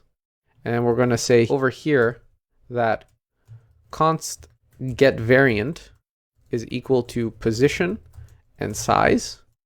And what it's going to return is a string that is the combination of, we're going to do positions of position, right? Or let's call this position variant because that would make more sense. We're going to say select the position variant and select the size variant based on the size. So the position variant of position is going to be, if we give it top, it's going to do margin top. If it's left, it's going to do margin left, and so forth and so forward. And then we're going to say we need to return a string. So we're going to do this, and then we're going to say we're going to add this over here, and then we're going to say size variant of size. We're constructing a string here. And basically what this says is, okay, so you're going to pass me a position and a size, which can be top, left, right, or bottom. And you're going to pass me a size variant, which are going to be small, medium, or large. So we're creating this syntax, this language for this component, right? These props. And we're going to say that the defaults are these, top, small. Okay, so knowing that, we know now that we're formulating over here, we're going to get the position and size off of the props for the spacer component, and we're going to say run the get variant function. And the get variant function is going to take the position and size and go select the position variant based off of what was given and the size variant based off of what was given, right? So with this, what we basically have over here is the ability to have a function that will generate this. But the one thing we have to add at the end of this is pixels, because we always have to Actually, we don't, because we're referencing, sorry, we don't have to add pixels because we're referencing a certain size on the theme. 1, 2, and 3 is referring to the spacing. So 1, 2, 3. So 4, 8, and 16 pixels. So that's great. So knowing that, we're basically set up for success here. Now, we do have some errors in here, and we can go check those out. What is the error? Parsing const declarations require an initialization value. And it seems that I made a little syntactical error here. This has to be an equal sign. Okay, and so we're ready to go, right? And so there's one more thing that we need to do. Now, this spacer component, you may have noticed that originally we had put it alone as kind of like an alone component right here. But since it's a view, you can actually wrap the thing that you're spacing. So you can put your spacer around something, and that will allow it to space that element. And that is a way more effective way of being able to inspect it, because if we don't do it that way, we won't be able to see the view. It will still space. It'll just be very hard to target in the element inspector, right? If we do this, for instance, on the image, what we're going to see is that in the element inspector, we're going to have a very hard time targeting specifically where that thing is happening. Whereas on this element, we can kind of figure it. Well, it's still hard, but you can still get it. If you click on this and you go over here, up one level, SVG XML, you can usually get it. Now that said, right now it isn't spacing at all. And that's because the spacing is extremely small. What is happening here is if we go up here and we console.log our position variant, and let me just put the spacer back around. And then right here, I need to remove this part. Boom, and we're good. Okay, so right now it isn't spacing. And if we console.log exactly what's going on with the spacing, what we can see here is if we hide the element inspector and we reload quickly, what we can see is that our get variant, let me open this up a bit more. What's going on in here? Every element should have a unique key, sure. In our spacer, it doesn't seem to be console logging. So let's see here. Oh, yeah. Well, okay, so if we went back here to this, what we'll see is that margin left is being set to 3. So this isn't actually the correct size. This isn't getting it from the theme. So what we need to do here is we're getting the correct size variant, right? So what we can do is we can optimize this a bit. We can say const size index is equal to this. And then we can say const property is equal to the position variant. And so now we know that this is going to be margin left, margin top. And then for the size index, what we want to do here is one more thing. We also want to get the theme object, and we want to pass the theme to this. And so what we can do now is we can take the theme in here, and we can say for the size index, this is const, the actual value is equal to theme dot space, I believe, and then we give it the size index, and we'll console log that, console.log the value, and we'll just put value inside of here, and that should warrant us properly to get the correct spacing. So if we look here, it's so hard to target these inner little things, but we can see the spacing going on here, right? We can see that, and so let's play around with that. The element inspector, targeting small little things, always so hard. Now, what we can do here is we can play around with the spacer. So we can say left small, right? And if we say left small here, that's going to make that smaller. So we're going to say large. And we could say for here top, right? And that's going to break that. So wrapping the spacer around the thing you want to space is the first proper thing we should do, because look, at the end of the day, you don't need to wrap the spacer around the thing you want to space.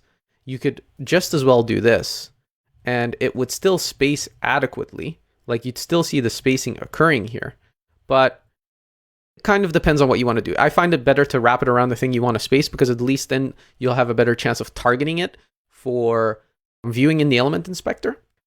So we've basically built and optimized the entire spacer component to be able to get the variant that we need for the style that we need from the theme based on a couple of props that we gave it. So basically us giving it a prop position and size is able to tell the spacer how to space adequately.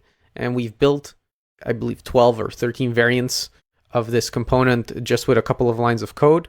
And that's absolutely amazing. And we've also defaulted it to be top small. So optimizing the spacer and getting these variants is a very good pattern just because it allows us to create so much versatility in this component versus all of those if statements, right? All of those if statements were quite complex. At the end of the day, this is building up the entirety of the statement that is going to be the property that we're returning inside the view. And so this syntax can be a bit wonky, right? But what we're doing is we're getting the props off of the prop values, and then we're running a get variant function based off of those properties to get the correct spacing from this menu, right? The size variant index and the position variant name, margin bottom, margin right, margin left, all that good stuff. All right, so optimizing that spacer component, no more if statements, and way more functionality. There's an interesting issue we have with our spacer component. You see, when we run it on Android, we're seeing an issue of it not being able to set the property position in the shadow node of RCT view. Now, what does this mean? Well, basically, this means that Android is having difficulties rendering the styled component view from the get-go when the app launches. It's unable to process the get variant function on load. So this is a bug that specifically will happen on Android, whereas iOS has no difficulties at all. See, iOS is just able to function correctly. And this is one of the many scenarios that you may run into where you write code for iOS, you test it on Android, and suddenly everything breaks. Okay, so now becomes the question, well, we still want our spacer component and we still want it to work properly, but how do we optimize it? Well, the way to go about this is basically this inline function that we're running inside of the styled view, right? We're running a dynamic function inside of the render body of styled view. Well, we need to separate that out. So what we're going to do is instead of having the spacer component immediately return a style view, what we're going to do is we're going to do const spacer view is equal to style.view. And when we do this, what we're going to do is we're going to say, instead of it running a function, we're going to pass it the variant immediately that it needs to render. And we're going to say return the variant. So it's not going to run the dynamic function anymore. And by doing this, we optimize our ability to render out the spacer. So the spacer is going to become a normal component. And we know what happens when we import normal components. We need to import React from React. And by doing this, we're now able to write a normal component. Now that said, we need position, we need size, and we need children. And with these three properties, what we're going to do is we're also going to import useTheme, which is a hook that Styled System extends us so that we can calculate the variant inside of the function body of spacer. So we'll open the body and what we'll say is const variant equals, but before we do that, we want to get the theme. So we'll say const theme is equal to useTheme. And by using the theme, now we can say over here, const variant is equal to get variant of position, size, and theme. So now we've calculated the variant ahead of time. And what we can do now is we can return, and what we'll be returning is the spacer view. We'll be returning the spacer view, and we'll be giving it variant equal to variant. So we've calculated the variant ahead of time, and the last thing we need to do is ensure that spacer view renders out the children, if there are any, given to it. And so by doing this, we've now inverted the flow. The inline render function of the spacer initially created issues for us. So now if we go into Android and we run MealsToGo, what we should be able to see is that because we're calculating the variant ahead of time, now everything works properly and our spacers work properly. Now, these types of things can happen, and these differences between Android and iOS can creep up at a moment's notice. What's important to note here, though, is that in order to anticipate these issues, we need to test on Android and iOS regularly. So it's time to reflect a bit. And by reflect, I mean, I just really want to make sure you grasp this concept of the spacer component, because we're going to be applying the same variation model to multiple baseline components. And it's important to understand why exactly we're doing this. Now, if we look at holistically how components work, right? Holistically, components work by supplying you kind of the ability to put things on the screen in a certain way. If we look at a screen, right? This was a phone screen and we had two components here, component A, component B, component C. Now, component A, B, and C, they kind of serve a function. And when we talk about a function, it means they're visualizing something. A may be a picture, B may be a picture, and C may be text, and D may be a button, right? Right here, there's a button you press. This is not a great picture, by the way. But what I'm trying to get at here is that even with these visualizations, when we look at how they get placed on the screen, at the end of the day, the last thing you want to do is, well, I'm going to put an image here, and I'm going to put a button here, and I'm going to style this button specifically for the screen. I'm going to style this button for this other screen. And I'm going to style this text for this screen and this text for the other screen. No, you want to create components that last the test of time, that serve a functionality that can be used across the code base, right? And this spacer component is just the first step to that. The spacer component is like a very basic interface in which we're saying, okay, hey, your only job is either to give a margin top, left, bottom, or right. That's all you do, right? And we'll give you a position and a size. And based on that position and size, you're going to either add a margin top, a margin bottom, a margin left, a margin right around this thing, instead of having to give the thing itself a margin. Now, it's not to say it's perfectly correct to give the thing itself a margin. But in terms of consistency and ability to have consistent styling, I would say, or consistent pattern, I like the spacer component for that consistency purpose, because I always know, okay, I need to push this down a bit. Well, I'm going to use a spacer component because I can then say to that spacer component, well, hey, like, for instance, in here, I could say, well, hey, if you're Android, like over here, well, I could add like an inline if statement. Hey, if you're Android, right? Do a small, otherwise do a large for iOS, and it becomes very clear like why this is happening, and you can read it in the UI. Whereas in a style sheet, you know, it's going to be nested all the way at the bottom, and then you're going to go look and kind of not understand why exactly this is happening. It's one of those things. But then we get to the next part of this, right? Why enforce consistency? And we can look over here at our text, right? Our text is currently coming in from React Native.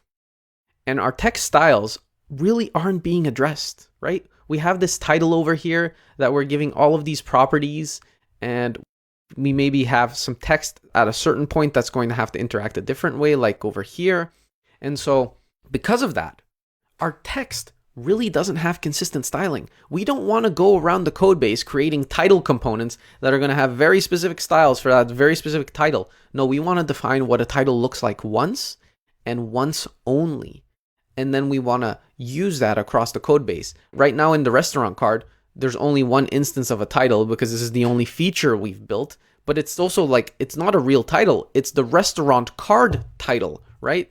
Imagine if your titles in your application were actually this small. No, you want them to be a bit bigger.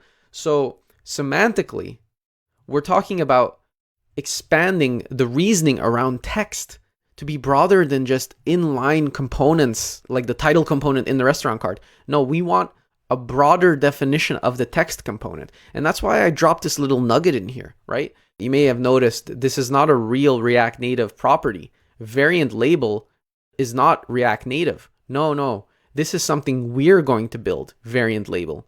And it's going to take into account all of those different things that we'll be talking about. Now, With that said, we're going to be building a text component, a custom text component that's going to take in variants, and we're going to get rid of the need to build these inline components like title that's going to have a very specific type of styling and whatever. No, we want consistent text across the code base. And so I wanted to talk about this consistency because it's very important to understand what the purpose of building something like this spacer component is, right? This is quintessential complexity. We're adding complexity to the component to understand how to form styles. And there's different ways of doing this, but this way we're able to create different variations very easily based on just two simple properties, props and size. And then we can go to the theme and get the proper spacing, right? So you could have called this value, you could have called this spacing, you could have called this whatever under the sun. But the end goal is that we got this margin bottom, right, left, or top based on a positional value, right? And we got the size based on a small, medium, large factor. And so with that, we're now going to extend this same principle out to typography, text specifically, right? The text component. We're going to build a text component that's able to do similar things based on a simple variant, whether you say label, caption, or whatever else. We're going to get the styles, the correct styles for it based off of that. All right, so now we're going to look at the same thing for the text component. So what I've done is I've created the typography folder in the source components folder, and I've created a text component. And in that text component is where the magic is going to happen. So first of all, as always, we have to import styled from styled components native. This is going to import styled components for us. Now at the bottom, let's start at the bottom. The first thing we're going to do is we're going to export a component text that takes the styled object and references the text component, right? So it's taking the text component that styled components has exported for us. It's the text component that React Native also used. So we're doing styled.text. And then we're saying, hey, the styles for styled.text are going to be two dynamic properties. So we're using the $sign with the bracket in order for us to reference the properties of text. And the properties here meaning that we would reference if text had, for instance, the variant equal to something, right? If we did something like props over here, we could do props.variant, right? And so we're getting the props of the component. Now, this over here with the brackets, again, is a shorthand syntax. This is a shorthand syntax to take the properties off of the props object directly. So we're destructuring here. So we're saying, hey, get variant. Okay. So we're getting variant and theme. And so with these two properties, what we can do now, and with this property up here, so we're doing two different things. So on the first line, 45, we're getting theme off of the props. And then we're saying, hey, run this function default text styles and give it the theme object. And what is default text styles? Well, you guessed it. It's constructing the defaults that we want for our text. Anytime our text doesn't have a variant at all, if it so happened to be that way, it would construct the following: font family, body, font weight, regular, color, primary, text primary. So we're getting it all off of the theme. We're going to say flex wrap wrap so that it wraps itself. Margin bottom, no margin on the text element. And so by doing that, we're guaranteed that we have a default amount of styles. And then on the second line, we're grabbing the variant and the theme. And we're saying, hey, we have a variant objects up here, right? A variance. So on variance, there's going to be a key, whether it be body, label, caption, error, or hint. These are all objects on the object itself, right? So this is the same syntax as us saying, well, body is equal to a function or body is equal to 1, 2, 3. We're just saying, hey, reference body from over here. So we created functions that are named the same way as the key. So we're using another shorthand syntax here. So body is declared up there, label is declared up there, caption is declared up there, and they're all declared as functions. So we're putting keys on the object of variance So these are all keys. If we did something like object.keys, right, of variants, we would see exactly what was on there. And if we went to terminal, we could see that here at the bottom, I have a couple of errors that I'm contending with right now. Located at yada, yada, yada. It may have logged them actually, maybe over here. Where is my log coming in? Oh, well, obviously, Mo, you need to console log. Dumb. Anywho, so when we console log, what's going to happen here is we can see that our array, if we do object keys, we're going to see the array of the variants. If we just console log variants, we're going to see that it's an object that has a body, a caption, an error, a hint, and a label, and they're all the functions. They're the functions that are declared at the top. Okay, so now what we know is that, hey, variant can get some type of key, right? It could be something, it could be label, text, color, hint, whatever the case is. And so what we're going to do here is we're going to say, hey, grab whatever was given to text variant as the property variant and put it in here. So if I put label in here, it's going to grab the label. So if I did this, console.log of variance label, what I'm going to grab here is the function label. It's going to get that function. Now that if I invoke that function with the theme, then I'll get the styles.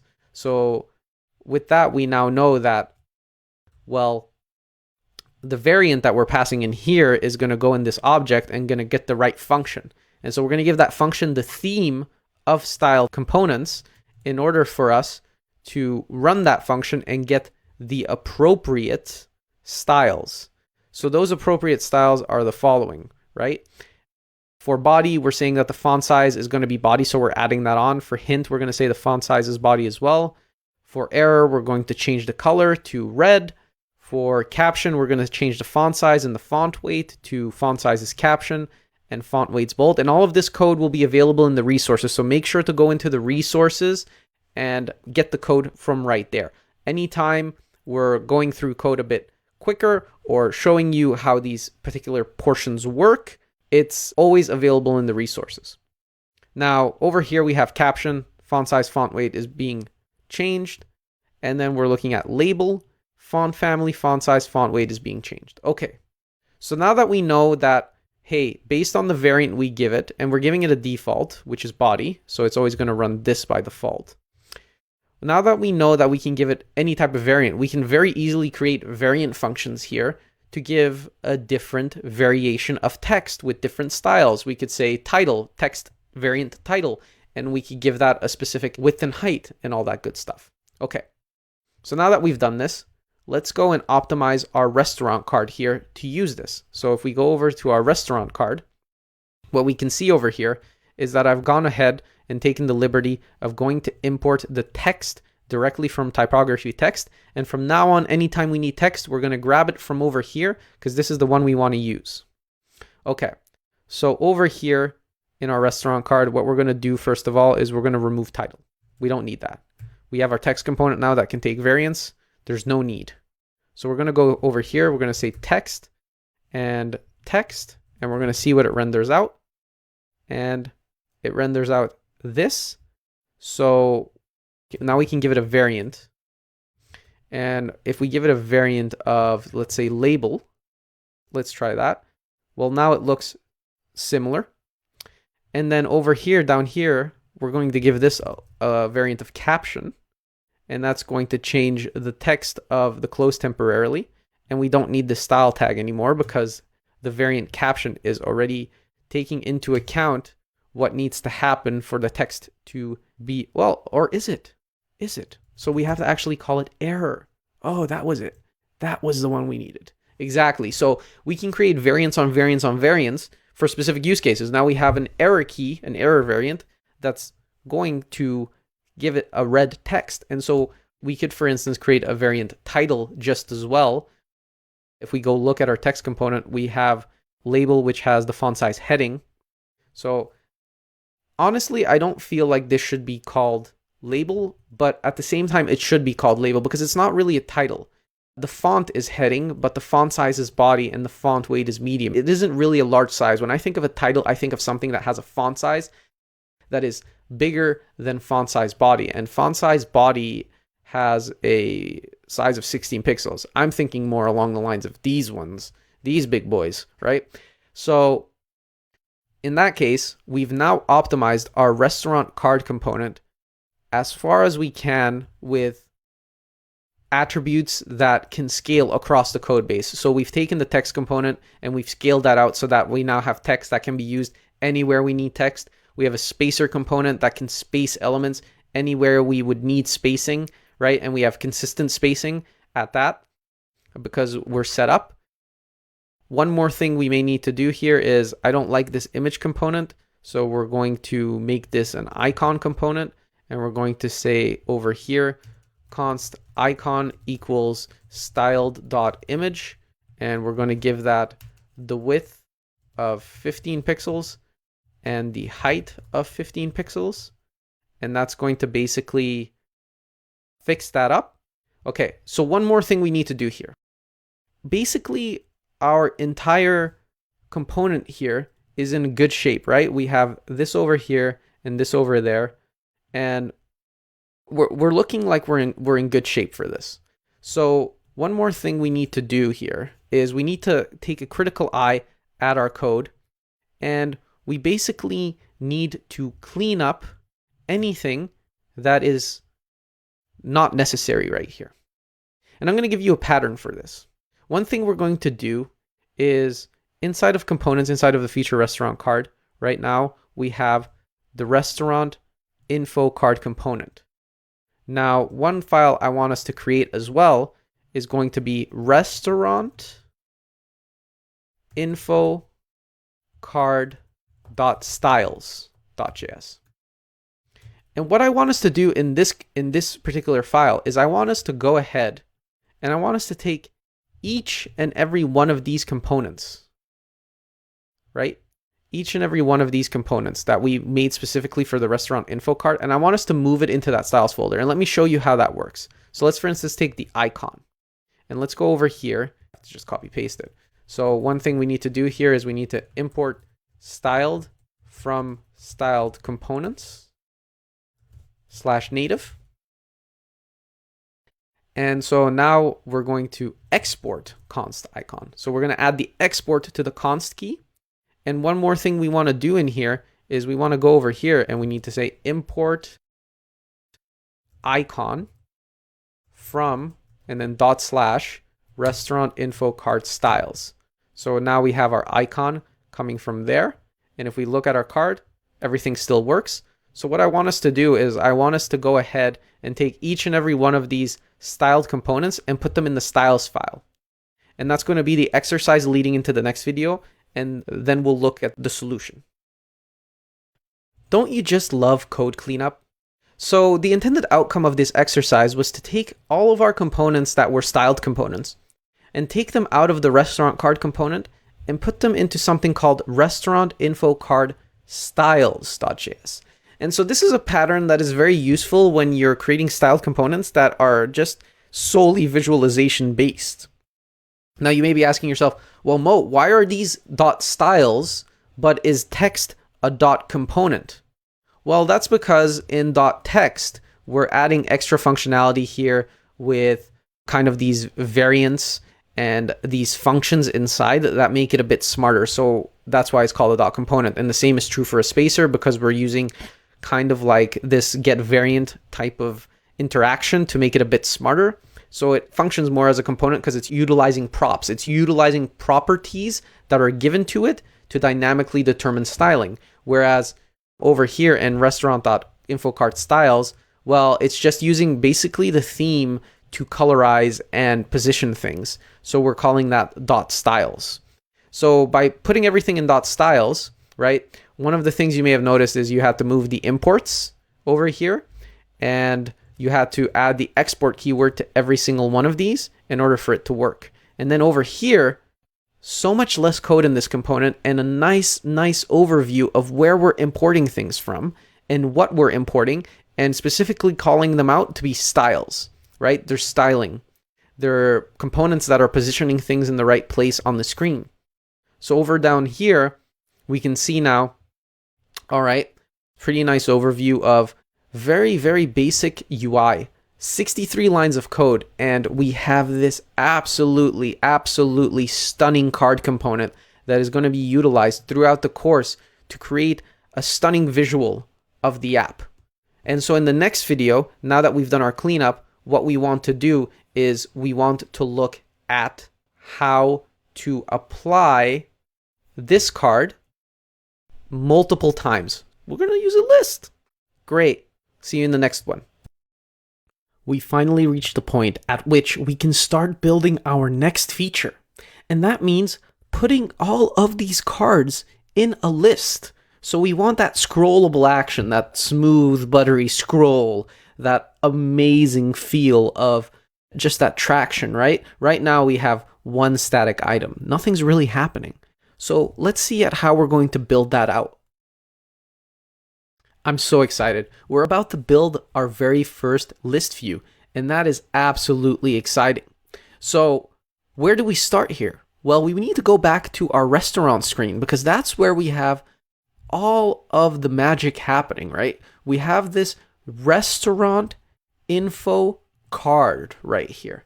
And so what we want to do right now, basically, is we want to take this and we want to make it a list, right? We want to make it that scrollable goodness. First of all, we need to know exactly how to go about this. First and foremost, let's go ahead and let's clean this up. We have the restaurant list container, right? That has Flex1 and all of that good stuff. But we will no longer need this. We kind of use that to kind of fix our list in a certain way. But we're reaching a point at which we no longer need that. What we need to do is we need to go to the React Native docs, right? React Native docs are our holy grail. And so what we need to look at here is flat list. And flat list is, well, what you would think, a flat list. It's a performant interface for rendering basic flat lists and supporting the most handy features. It's fully cross-platform. It has optional horizontal mode. It's configurable. It has header support, it has footer support, it has separator support. You can do pull to refresh, you can scroll below, you can do all the things. Okay. And also, if you need section support, if we need sections in our list, you could also look at section lists. So this is why it's useful to read the docs because they guide you in all different types of directions. So if we look over here at flat list, this is kind of what it looks like, right? We have our first item, our second item, our third item, right? And flat list has this interface where it's going to take in data and it's going to render an item, and it's going to potentially use a key extractor. That's if you don't set a key. Now, what is a key? So let's look at what React key is. If we Google React key, right, lists and keys. First, let's take an overview of how to transform a list. So if we take a list here in JavaScript, right, numbers 1, 2, 3, 4, 5, and we map that. Well, when we render this out in this way, it basically becomes difficult for React to reference what specifically every item is. If there are duplicates, if the number is duplicate, for React's rendering cycle, it needs to know a little bit more about this. And this is a great article highlighting why you need keys, what a key is, and all of that good stuff, right? A key is a special attribute that you need to include when creating a list of elements. And they'll discuss why it's important in the next section. And they go through, hey, this is what keys are. Keys help React identify which items have changed, added, removed. It's basically like this identifier that React needs to kind of go through the motions. And for those of you who are new to React, we will link this documentation for you to go through and read and understand the importance because it is an important concept. And highlighting what it basically does, it allows React to kind of have knowledge of your list. Now, when we go to flat list, when we go to the flat list implementation, right? If you go to the docs, you can try this out on all different types of devices. But what we're trying to do with the flat list approach is we're trying to allow data to be rendered in a specific way. So this is our data. If our data was an array of an ID and a title object, and we had 3 objects, what we could say is that in our flat list, we would have down here the data as the data and the render item as a function render item. And render item would take the item and it would map it to a different component that would then take the properties off of the item, which in this case would be ID and title, and put them in a text field. Okay, so knowing that, what we want to know about why specifically we need to use flat list as opposed to like something else is basically because it is a wrapper around something called a virtualized list. So it has inherent memory optimizations. It's going to do things out of the box that help you better relay information and if you have massive lists and data's coming in dynamically and all of these things are changing often, or it's a very, very large amount of data, flat list is your main solution because it has these optimizations. Now you could go to something directly like scroll view, and scroll view is a component that just provides you a scrollable interface, right? And scroll view versus flat list, which one should you choose? Well, scroll view just renders all of the children at once, and that has a performance downside. So scroll view is something that you may use if you have a fixed number of items available. But flat list comes into play when you want to render items lazily. So like you're doing something where you want to pull data from a different website like Google or somewhere else. Flat list is also handy if you want to render separators, there's so many different variations of things that we can do here, and it's honestly mind-boggling. But so what we need to know now is you have scroll view, and then you have flat list.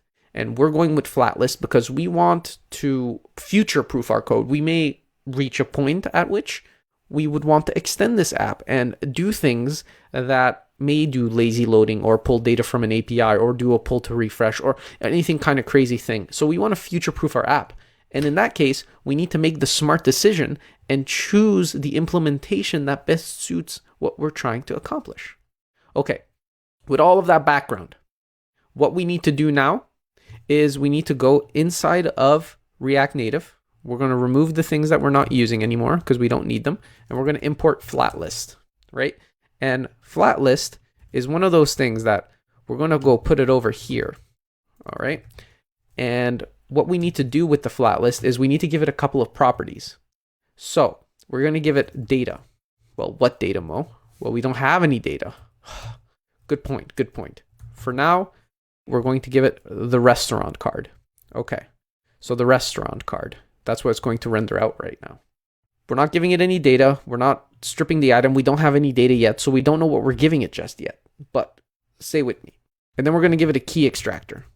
And the key extractor is going to say, hey, for the item, right? For the item, take the item.name as the actual key. We're going to take the name of the thing that we're trying to render, and that's going to be our key. Okay, good. Now, we also need to make sure, right? Content container style. What is this? What is this content container style? Well, I'll show you. So if we look at content container style inside of what we would call scroll view, a content container style will apply the style to the contents of the container. So for each child, it will apply these specific things. So what we're going to do is we're going to say padding 16. Now this is not allowed, but we'll get there. Don't worry about it. All right. So now we're in a state where we have a flat list. But look, it's not rendering out anything. Why is that? Well, our array is empty. So if we added things to our array and we said name 1, and then we said second object name 2, what's going to happen is we're going to render out 2 restaurants. Huh. That's pretty cool, isn't it? Well, then why is this happening? And what would happen if we set our padding here to 0? If we set our padding here to 0, well, they're going to stick to the edges. That's why we're adding the padding to every single item. Okay, good to know, good to know. Why is it rendering 2 items though, Mo? Well, as you can remember, inside of the component restaurant info card, we set all of these logical defaults to every single property. So it didn't really matter if we gave it a property or not because it's going to fill in our mock data either way. So this is pretty good because now we can start building our UI without having to wonder about where data is coming from just yet. Okay, so if we do this and we copy this, right? And we say, well, okay, paste that a couple of times. So let's do that, let's do that, let's do that, let's do that, let's do that. And we're doing something wrong here because basically we're forcing multiple objects with the same name.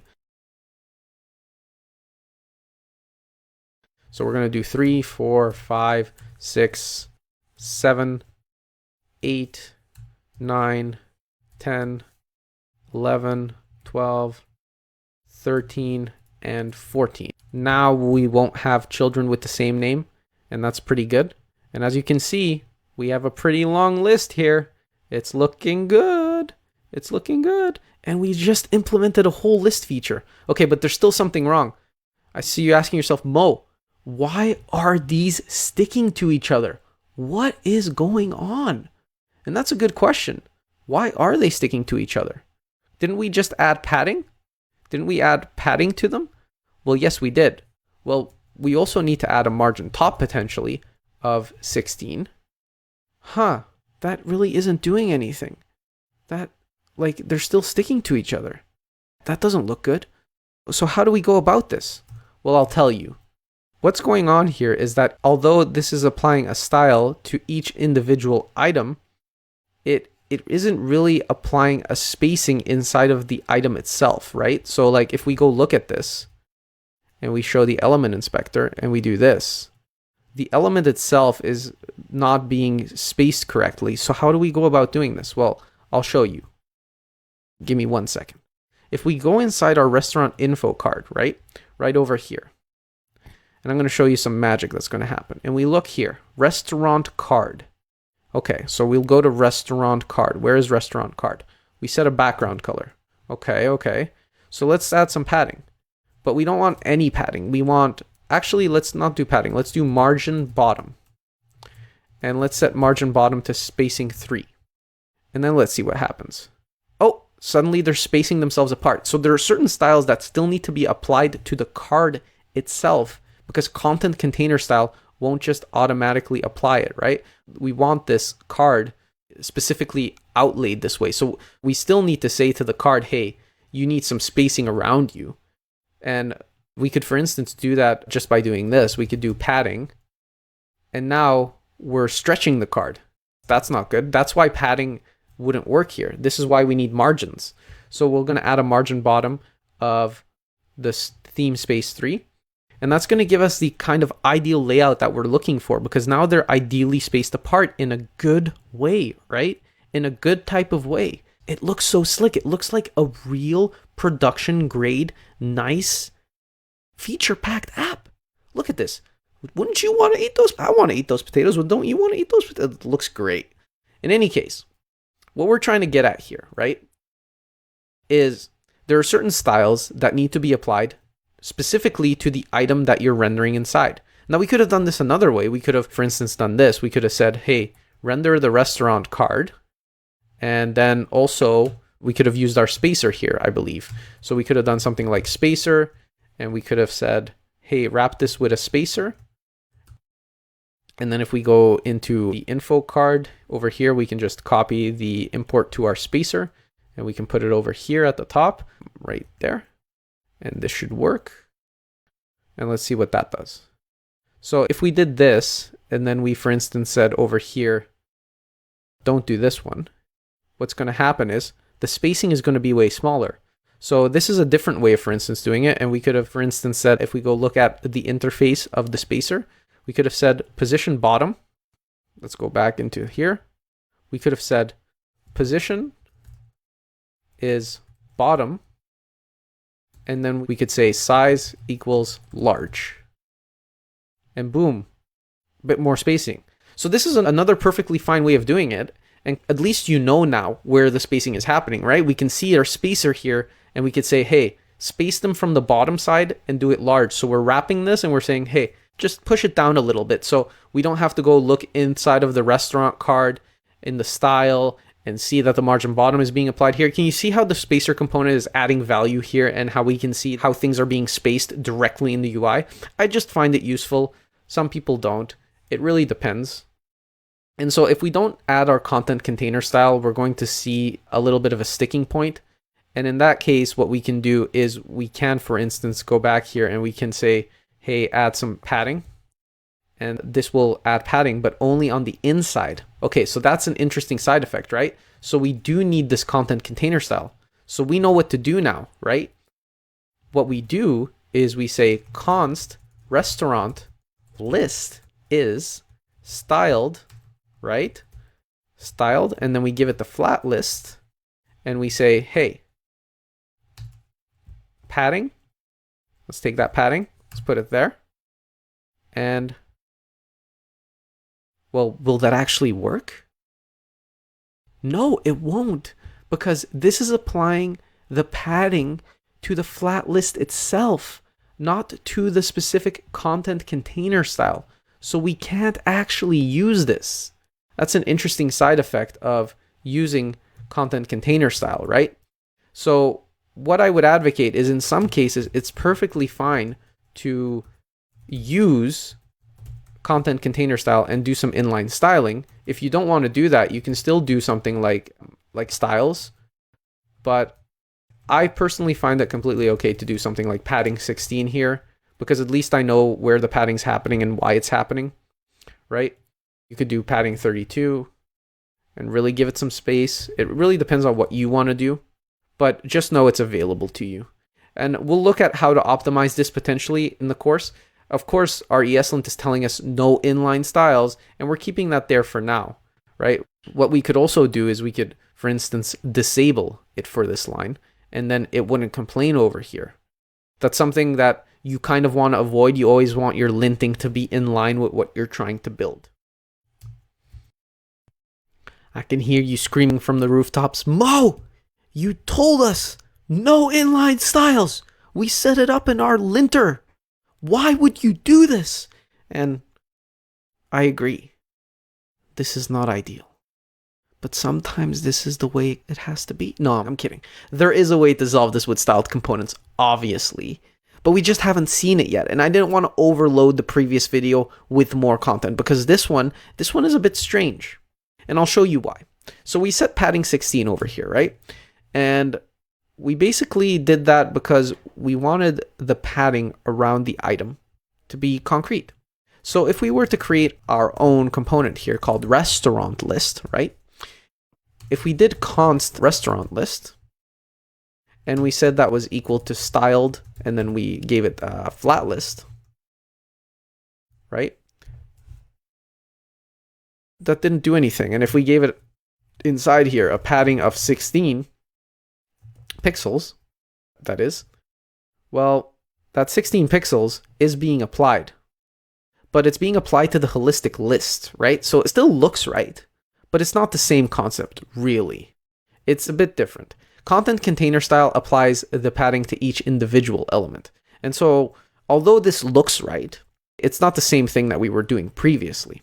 In order to do that, what we would need to do is we would need to do something that is on.styled. So we're going to leave this intact, but right behind here, we're going to do .attrs, right? And we're going to put an object in here. And this is the call to the function method .attributes. So .attributes gives us access to give specific props to our default flat list. And so what we would say is content container style, right? And then we would give that an object. We would say padding 16. And as you can see, it's applying the style correctly to everything. And that is the expected outcome that we were looking for. This is exactly what we were looking for. Funny story. Did you notice right down here that there's this blank space? Why is this blank space here? Well, it comes from an early decision that we made. And we made this decision on purpose because I was teaching you how Flex works. And I was teaching you how Flex works in a very, very specific way, because I didn't want to confuse you between, well, Flex applies here, Flex doesn't apply here, Flex does this, Flex does that, Flex. Safe Area View is one of those special components that is trying to avoid and dodge, right, the areas that you can click. Now, in order to do that, it basically has a specific overlay schedule. And so by giving it Flex 1, basically what we did is we told it, hey, you're forced to be the entire height. And that kind of messed with it. Now, if we remove Flex 1, you can see gone is the white little edge, and that looks way more aesthetically pleasing on iOS specifically, right? That's way better. But when we put it there, well, we didn't have the issue of it dodging to the bottom here, right? Like, it actually grew with the bottom. And so that isn't really aesthetically pleasing. But if we remove the flex one, what we'll see is that basically now our content is dodging at the bottom.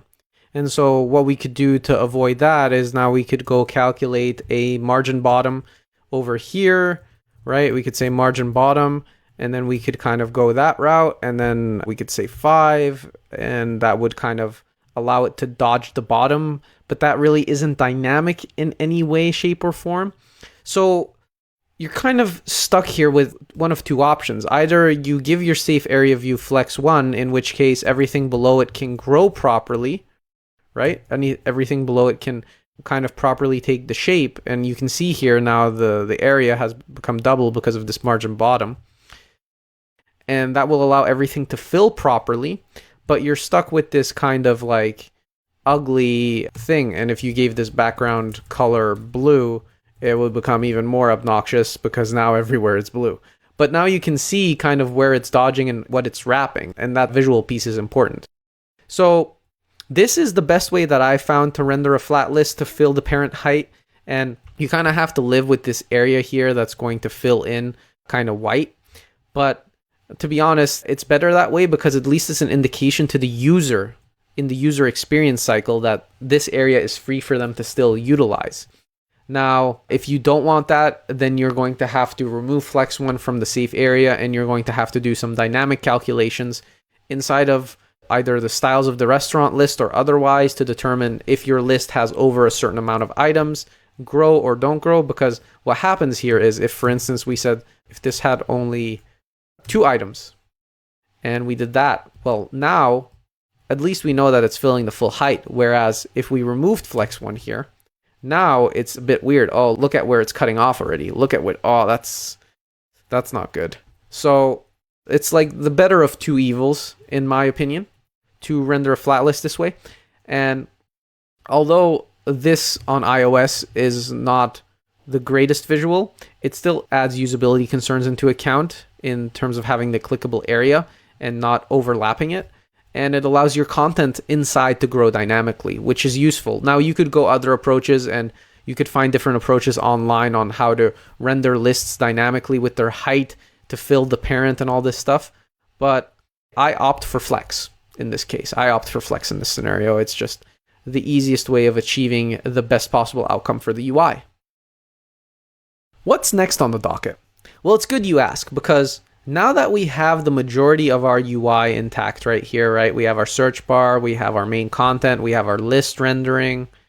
Well, what's next is we need some navigation up in here. We need to have that navigation goodness going on, which will also avoid this bar from showing up, because with the navigation, we're basically negating the fact that this ugliness is happening. So navigation is the next crucial piece that we will be focusing on.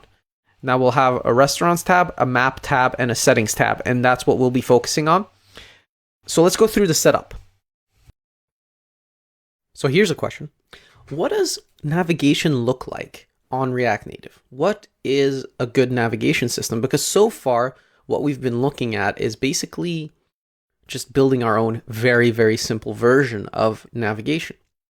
And so throughout the years, navigation in React Native has basically taken a big turn, where it used to be a couple of big packages that were taking the industry by storm. I believe there was a package called React Native Navigation, and this was by Wix, and it is a native navigation solution, and it is still maintained today. It was a bit different. It took a fully native approach, and there were other navigations that were taking a non-native approach. So you have to think about it this way, right? We're in React Native. And so the question became, do we do a full native solution or do we do a hybrid solution? So what I mean by that is when we look at the phone, right? Well, we're writing all of our code in JavaScript, but the phone is running iOS or Android. So the question becomes, do you do navigation? Where do you program your navigation, right? Navigation is something inherently custom to the platform. The navigation you do on iOS versus something on Android is completely different. You could have on iOS swipe actions, where on Android you would have a bottom bar here that would have interactions, right? The buttons at the bottom. And so the question became, okay, Do we write our navigation code for the library in Android and iOS specific language, which is Objective-C or Swift, and Java or Kotlin, and then expose an interface to JavaScript that can write and interact with this navigation? So basically making the navigation portion completely native. Or do we do a full JavaScript approach? And so the React Native industry went back and forth on this for a couple of years. And right now where we've landed is React Navigation is kind of the one-stop solution, the best solution for navigation in React Native. It's easy to use because you can start quickly by building navigators with an out-of-the-box experience. It has components built for iOS and Android specifically with a custom look and feel and smooth animations and transitions. It's customizable and it's extensible. Now, all of these things basically mean they worked very hard and very long to get the right approach to this. And so with that, we can, first of all, try the demo app. So they have a demo app in here, and they allow you to run this basically on Expo or the web app in the browser. So this is cross-compatible. So you can go to this example and you can run the app on Expo by scanning this QR code right here. You can pause the video and scan this and try out React Navigation, or we can open it in the browser. So with that said, you are able to test it out. But if we go and read the docs, what we're going to do is basically we're going to follow the installation step by step. You see, what it says here is what follows is the fundamentals section. So we need to understand how React Navigation works before we get into the depths of it all. And so this getting started guide covers enough for you to get started in a small scale application. And again, we're layering it like a cake. So we're going to start off small. We're just going to add some navigation, and then we're going to do some more complex things. And so here are some of the resources, right? There's an express section. There's a main concepts of React. They have all of this good documentation that you can read through if you want. And we're going to follow an implementation that goes kind of like this. First of all, we're going to install the required packages in our React Native project. So we're going to copy this command. And as always, we're going to go over here and we're going to open our terminal, right? Which is over here. And we can open a new one. And what we can do is we can run this command right here, right? We can run yarn add React Navigation /native. And so this is going to install all of the required dependencies. And so let's continue reading while this installs. So React Navigation is made up of some core utilities, and then there are the navigators. So these are the core utilities, and then they have specific navigators. Now, they basically created an ecosystem of packages. So they made it customizable. Like, you get the native core utilities for the navigation, and then you can decide, well, do I need a tab navigation or a stack navigation, and all of these different things. Okay, so now the libraries that we need to install are a gesture handler, React Native Reanimated, React Native Screens, React Native Safe Area Context, React Native Masked View. Now, this is where it gets a little tricky. Do we need to know specifically what every single one of these packages does? Yes and no. We can go and read up on them specifically, but basically, they're packages that enhance the experience of React Navigation by exposing specific areas of native code to React Navigation. So installing the dependencies on an Expo managed project, which we are on, is by running the following command. And this will just install React Native Gesture Handler, React Native Reanimated, all of these different things that we need to install. So it's as simple as running that command now. So we'll copy paste that. Well, that's a long one. And that's going to go through and cycle and install every single thing that we need. Okay.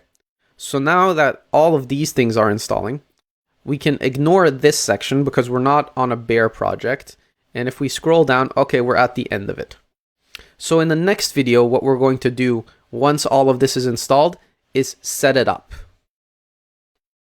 So we said that we were going to focus on creating a tab navigation. Okay, this is possibly the most common style of navigation in mobile apps, a tab-based navigation. This can be tabs at the bottom of the screen, below the top bar of the header, or even inside the header. Now we're going to focus on creating a tab navigation that's at the bottom of the screen. Okay, now it says before continuing, first install React Navigation bottom tabs. Why is that? Well, as we said, React Navigation is an extensible library. So what it's trying to achieve here is it's separating out all of its core fundamentals into separate packages so that you can only install what you need. And so what we need right now is the bottom tabs. So if we take this over here and we go over to our terminal, right?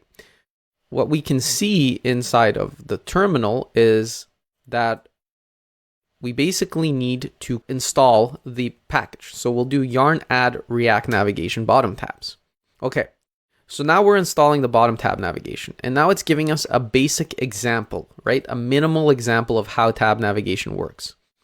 So at the root level, we need our navigation container. Our navigation container is going to come from React Navigation Native. And then it says create bottom tab navigator from React Navigation bottom tabs. Interesting. And then it's giving us an example of how to set up a home screen, a settings screen, and then it's showing us how to create a bottom tab navigator. Interesting. So we have to return a navigation container, and then we have to put a tab navigator inside of there from this tab.navigator, and then we can put screens inside of there. And we can try this out on a snack as well. Absolutely amazing. Okay, so here's the exercise I want us to do. What I want us to do is I want us to take this example and apply it to our code base in a way that we're going to have a restaurants screen, we're going to have a settings screen, and we're going to have a map screen. I want all three of those screens available, and I want us to create kind of the functions that are going to render those screens, except for the restaurant screen, because for the restaurant screen, we've already built out an entire feature, right? We have our restaurants.screen. And where I want us to build this initial navigation example, let's build it straight in app.js. In app.js, I want us to replace the restaurant screen. I want us to follow this example to create the tab navigation that we will see at the bottom here that's going to look like this. We're going to have restaurants, map, and settings. And so by replacing this and creating this, we don't have to focus on the icons just yet. Don't focus on the icons at all. Just get it rendering the tab navigation and the ability to switch. We'll focus on the icons later on. I want tab navigation in its basic form now that we have everything ready for this. And then we'll look at optimizing it and cleaning it up. Let's get into the solution. So first off, we know that we have to remove the restaurant screen because this isn't useful here anymore. This is not something that we currently need in the root of the application. We'll leave the import here because we still need that. But what we know over here is that we need to copy these two core items. We need to import the navigation container as well as the create bottom tab navigator. And looking at this example right down here, we can see that we need to create a const tab to create the actual navigation element. So we'll put that over here, right above the render function. Okay, this over here is going to create the bottom tab navigator. This is the core function that is going to create the component that we're going to use to allow us to create tabs. Okay, so now we could follow along with this and we can create separate components for everything. Now this over here, if you see function my tabs, this is similar to the way that we create components. We just do it with private functions. Either method is completely valid. This is what we would call in JavaScript a private function. This is a named function. And so they operate the exact same way. My personal preference is to write components this way. A lot of times this is a very acceptable way of doing it as well. So what we're going to do is we're going to copy this out. But first we need to put our navigation container in our app route. So this needs to be the core thing that wraps any navigation elements, right? Slash, and there we go. So now we have our navigation container in here. Okay, so now that we have that, we can create from this tab element, the tab navigation. So by doing this, we said we wanted a restaurants screen, which is going to be restaurants. And then we wanted a settings screen, but we also wanted a map screen. we can quickly create like two functions here, right? Const settings is equal to, and then quickly grab, for instance, let's do React Native. Let's grab just quickly like the text element from React Native. We're going to render out some text here just to make it easy to see which screen is which.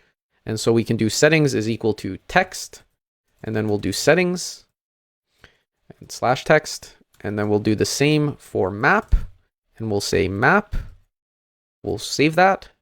And what we can do here is we can say map, we can say settings, and we know that for restaurants, we're going to need the restaurants screen.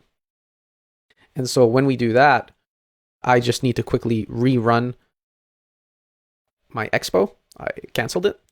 And then once that's running, what I can do, once it started the Metro Bundler, I can reload over here. And this is going to allow me the ability to see my changes in the app while it's building.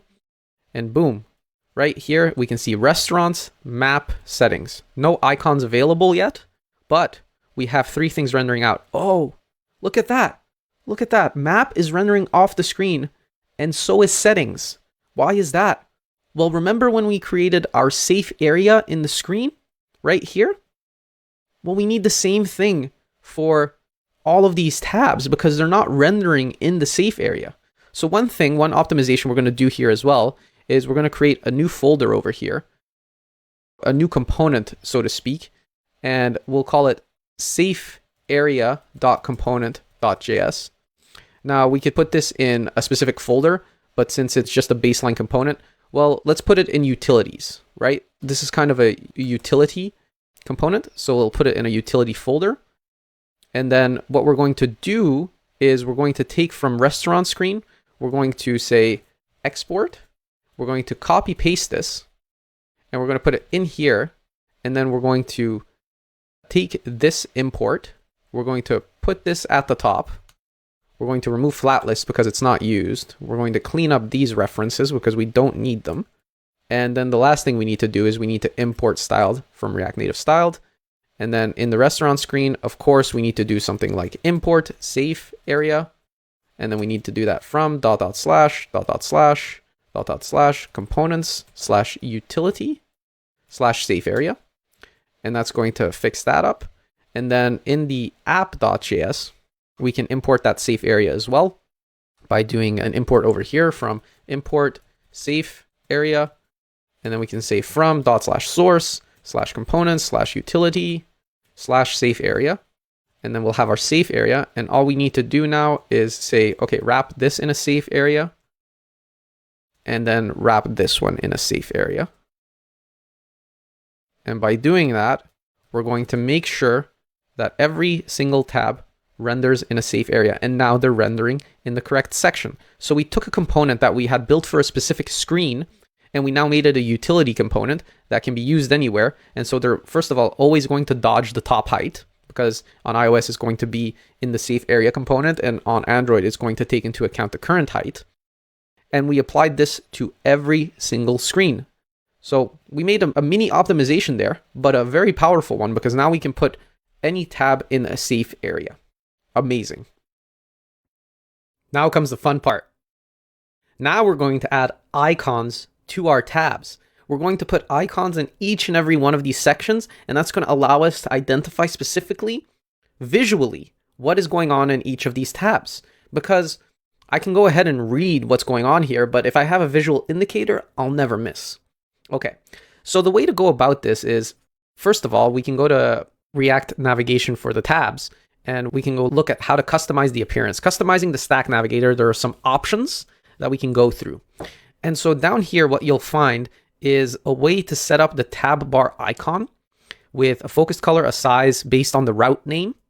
And then you can choose, hey, this is what it's supposed to look like. And then you'll return the icon with the icon name, the size, and the color. And so you can say, we're going to use the exact same colors, but you can also choose a color for the tab bar option. So given that we have this code example here, what I want you to do is I want you to go and I want you to figure out how to use the route name to deliver a specific icon to the tab navigation based on this example. And I want you to go look at Expo vector icons We're not going to use this one. This one is incorrect. What we want to do is we want to import ion icons from Expo Vector icons. Instead of doing this, I'm going to show you one thing that we need to optimize here. What we're going to do is we're going to import this ion icons, but we're not going to import it from here. We're going to import it from @expo/vector icons. And that's going to allow us to get the same exact package, but we're going to get it from Expo because this is shipped with our installation. And there's one more thing I need to note here. So these icons, where can I know which ones I can get? Well, that's a good question. So what we're going to do is we're going to type @expo/vector icons, and we're going to leave this. And so if we go look here at the documentation section, you can jump to Expo Vector icons. We'll link this in the resources as well. And what you can see here is this library is installed by default on the project. Okay, good. And then we can go to the Expo Vector icon directory. And so here we can see which icons are available. And so if we, for instance, copy paste one of these icons, we can quickly see, hey, which icon is this? And so we can go and we can look for like things like beer, drinks, food, and we can quickly decide which icons we want. So I want you to take every tab we have and find an icon that suits it for you. And then I'll show you in the next video my solution and the icons that I chose, and also a way to optimize this logic, because this logic is very static inside of here, but let's use this example to get a solution going. All right, so looking at this example, it seems like there's two things we need to do, right? First of all, we need to pick our icons, and second of all, we need to copy paste what's here. So we'll copy paste this entire thing in between here. And that's going to be the easiest way for us to figure out how this is going to work. So if we copy paste all of that and we go to the tab navigator and we open it up, we can basically paste it in between there. And then if we save, we're going to be set up for success here. Okay, so we can see when we copy paste it, first of all, that the icons aren't really matching. So the settings icon is already broken. That isn't really working. But what we want to do here is we want to focus on, okay, what do we need to do? So what's going on here is on the tab navigator, we're setting the prop screen options. And screen options is returning a function that is returning an object. This is a shorthand notation for returning an object. This is basically the same as saying, for instance, we did this in a function, right? Const screen options, we could do it like this. And we could say, well, it's a function that contains the route, and it opened the body of the function, it returns an object. This returning of the object can be done in shorthand by doing this, by returning parentheses object. It's a shorthand for just immediately returning an object. So it has a route and it's returning an object, and that object has a tab bar icon. And so that tab bar icon is also a function, and that is eventually going to return a component, an icon component. So that's what's going on here. Okay, so knowing that, we now know whether or not it's focused, the color and the size, and the route available. Now, first of all, we don't need to know whether it's focused or not. We're not going to be changing the icon based on the focus information. Now, if you did do that, that's completely fine. But for my solution, I didn't go ahead and I didn't do that.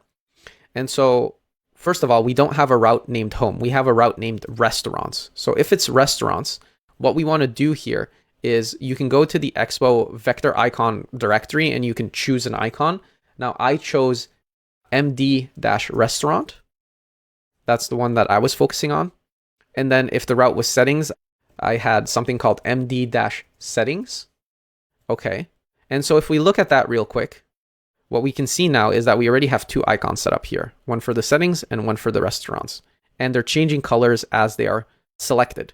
Now, what was the focus then for? Well, the focus was for whether or not we wanted to change the actual icon when it was focused. We don't want to change the icon. We want to keep the same icon, but we want to fill it in. Okay. But we have one more tab. So else if route.name is equal to, and then map. And so what did I choose for this one? Well, what I chose for this one is I chose icon name is equal to md-map. And that's the one that I picked. And I left the active tint color and the inactive color the same, but you could really go and pick any color you want here. You could, for instance, do this and have like a blue color when it's selected. You can really play around with that. I liked the tomato color. I liked the way it looked, but you can customize this honestly any way you please. And so now what we have in that simple a fashion, with that little code, we have tab icons. We have tab icons available for every tab. And that's absolutely amazing. Now let's look at a way to optimize this code potentially. There's a couple of things I don't like about this implementation. First of all, we have these if statements here, and we have this assignment clause. And I really feel that this is an unnecessary step that is not required. Now, with that said, we could also optimize out this to be a separate function. And so let's go ahead and figure out how to do that. So first off, these temporary placeholders we're going to leave in place for now.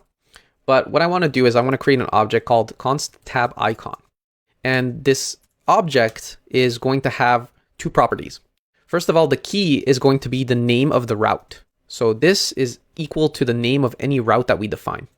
And then second of all, the value is going to be the actual icon name that we're going to reference. So then we have map, and then we have MD map, and then we have settings, and that's going to be MD settings. And this is a small optimization that we're doing here just to get rid of some logic. Then we're going to define a function called const screen options, and that's going to again have the route. And then what we're going to do is we're going to open the function body, and we're going to take this logic, right? We know that it's going to return an object, and that object is going to be tab bar icon. And then we're going to define const tab bar icon as a function, right? And that's going to return a ion icons. So we know that this is going to happen, right? So let me just remove that there real quick. So we know that this is going to happen, but there's a couple of issues here. Okay, so first off, let's remove everything in between here. And let's say that this one is screen options. So this is going to reference our function over here. Now our function over here has the route name, right? And the route name is important for us to determine which icon we're going to get. So first off, let's simplify this, right? Let's say that const icon is equal to, and then we know that our tab icon has the key that is equal to the route name. So route.name. Okay, so knowing that, we know now which icon we want to pick. But we need this icon, and we'll call it icon name. We need this icon name to be given to this function over here. Now we know that this function is going to return ion icons. So let's simplify this. We know that this is a function that has size and color as properties on this function. These are two properties on this function. So we know that. So if we were to write it like this, what we now know is that icon name is available in this function. So we know now by doing this that we have the right icon. So this code already works, and this is completely fine. But if we wanted to optimize it even further, we could say that this was a function that returns a function and takes in icon name as a property and has that as a further simplification. So we could, for instance, do this, and we could say tab bar icon is tab bar icon name, and that would also do it for us. And so this is another way of writing that function. Personally, I think that the previous way we wrote it, right, this way, is way more appealing. So let's not overindulge in splitting things out. But I feel like creating the screen options this way. And so let's name this function create screen options, right? And screen options is equal to create screen options. And we know that this one is going to be creating the entirety of the tree. So we've optimized away the if statements here by introducing this object that has the key of the route and the name of the icon.